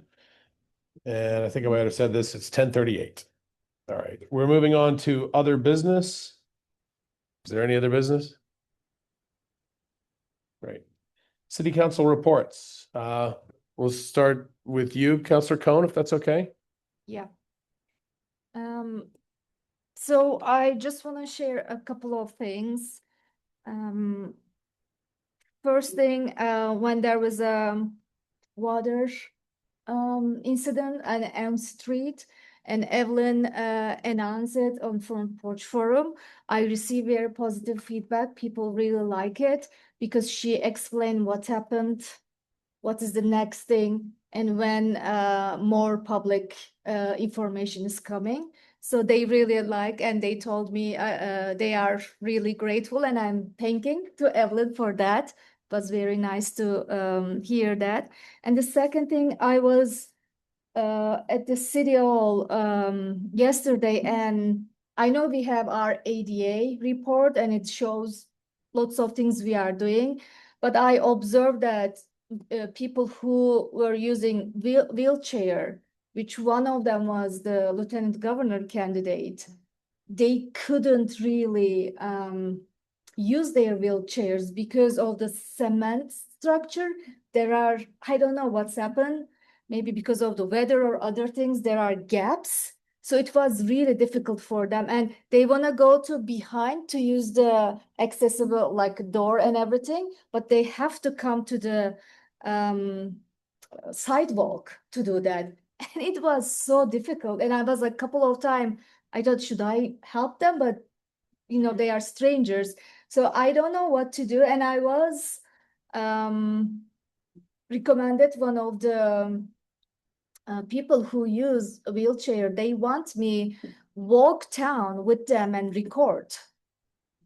So if I do this, maybe I can invite you and we can see like which is working, which sidewalks are not working, like, because when we look at in a bigger picture, we see that everything is going well, which is great. And we do a lot to do things better.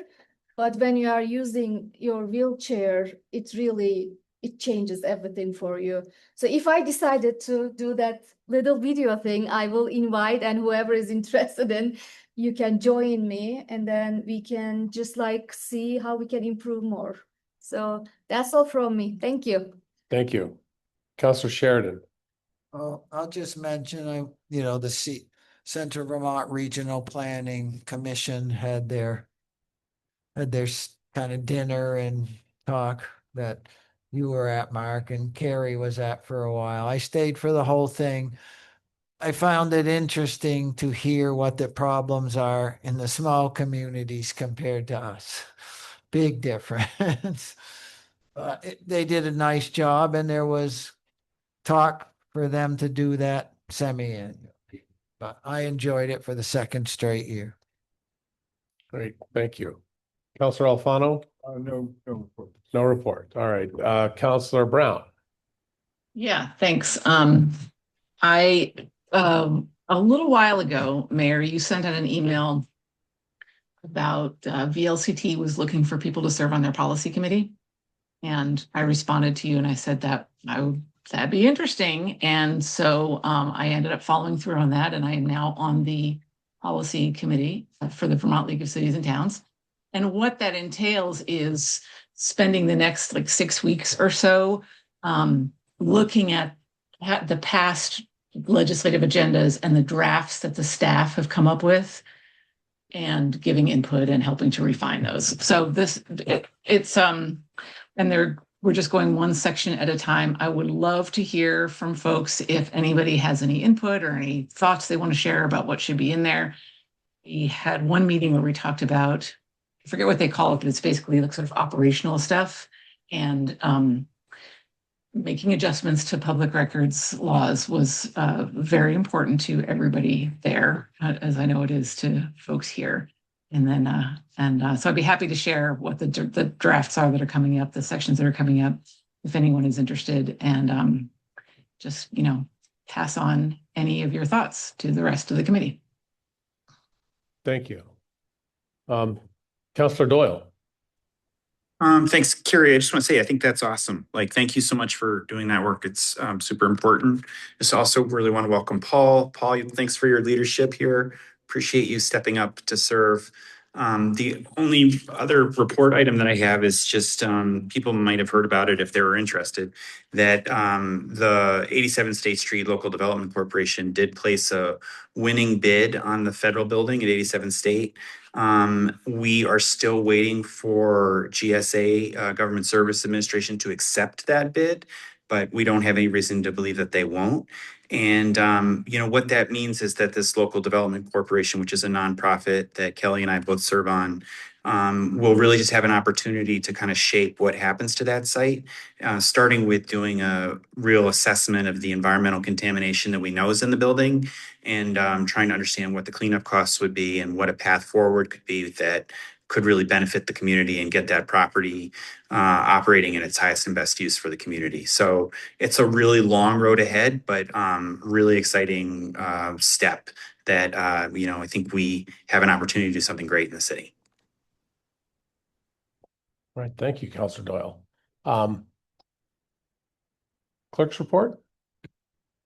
Yeah, I just want to thank the election volunteers. That was one of the smoothest elections, our yesterday election, that I have been involved in a long time.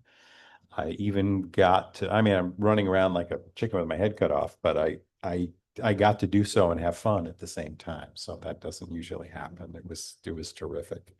Yeah, that's it. Great. Thank you. City Manager's report.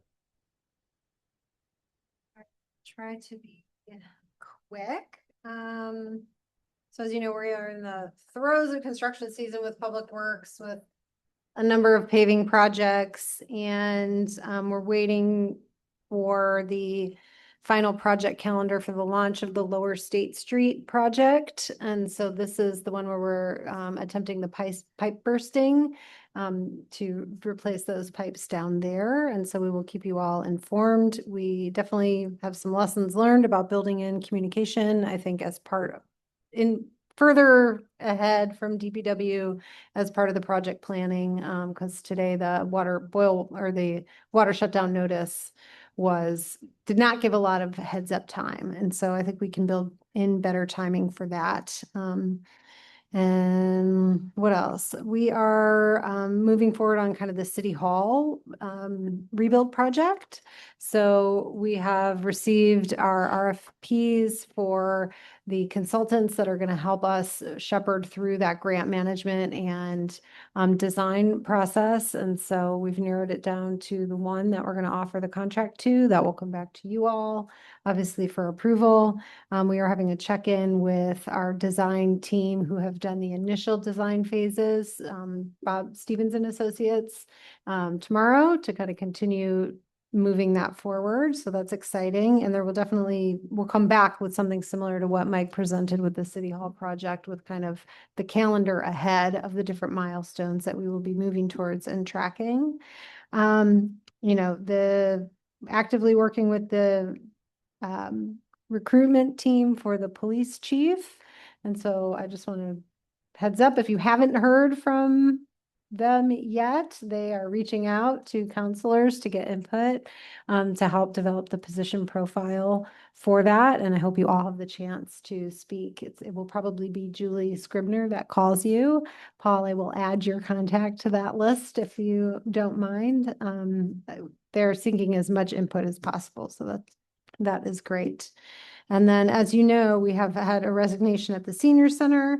And so we are figuring out strategies right now to fill in for coverage for that director position. And a lot of staff have put their heads together with the advisory council to come up with a plan in the immediate interim to keep the building staffed and functioning and launch the registration for fall programs.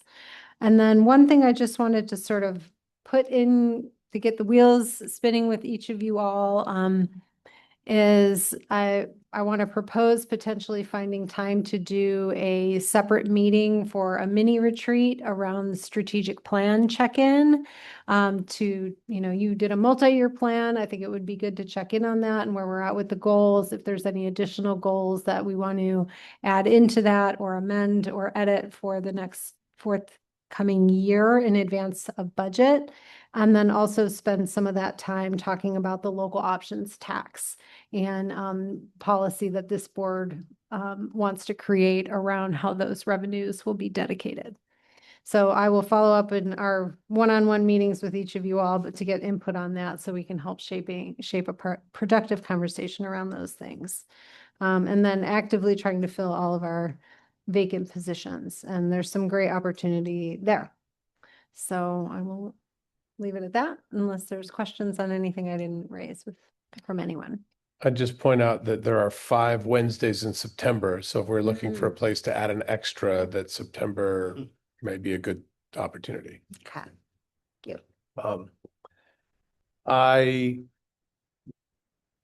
So to sort of pull back to sort of where we started from at the top, thanking people for their ability, for their willingness to step up, and also just sort of celebrating our town. There is a ribbon cutting for Cornerstone Caregiving tomorrow at 4, and I was planning to be there, but I have a conflict and cannot. So if there's anyone available to go, I know that they would appreciate any council, or city presence just to be there in support of new businesses opening.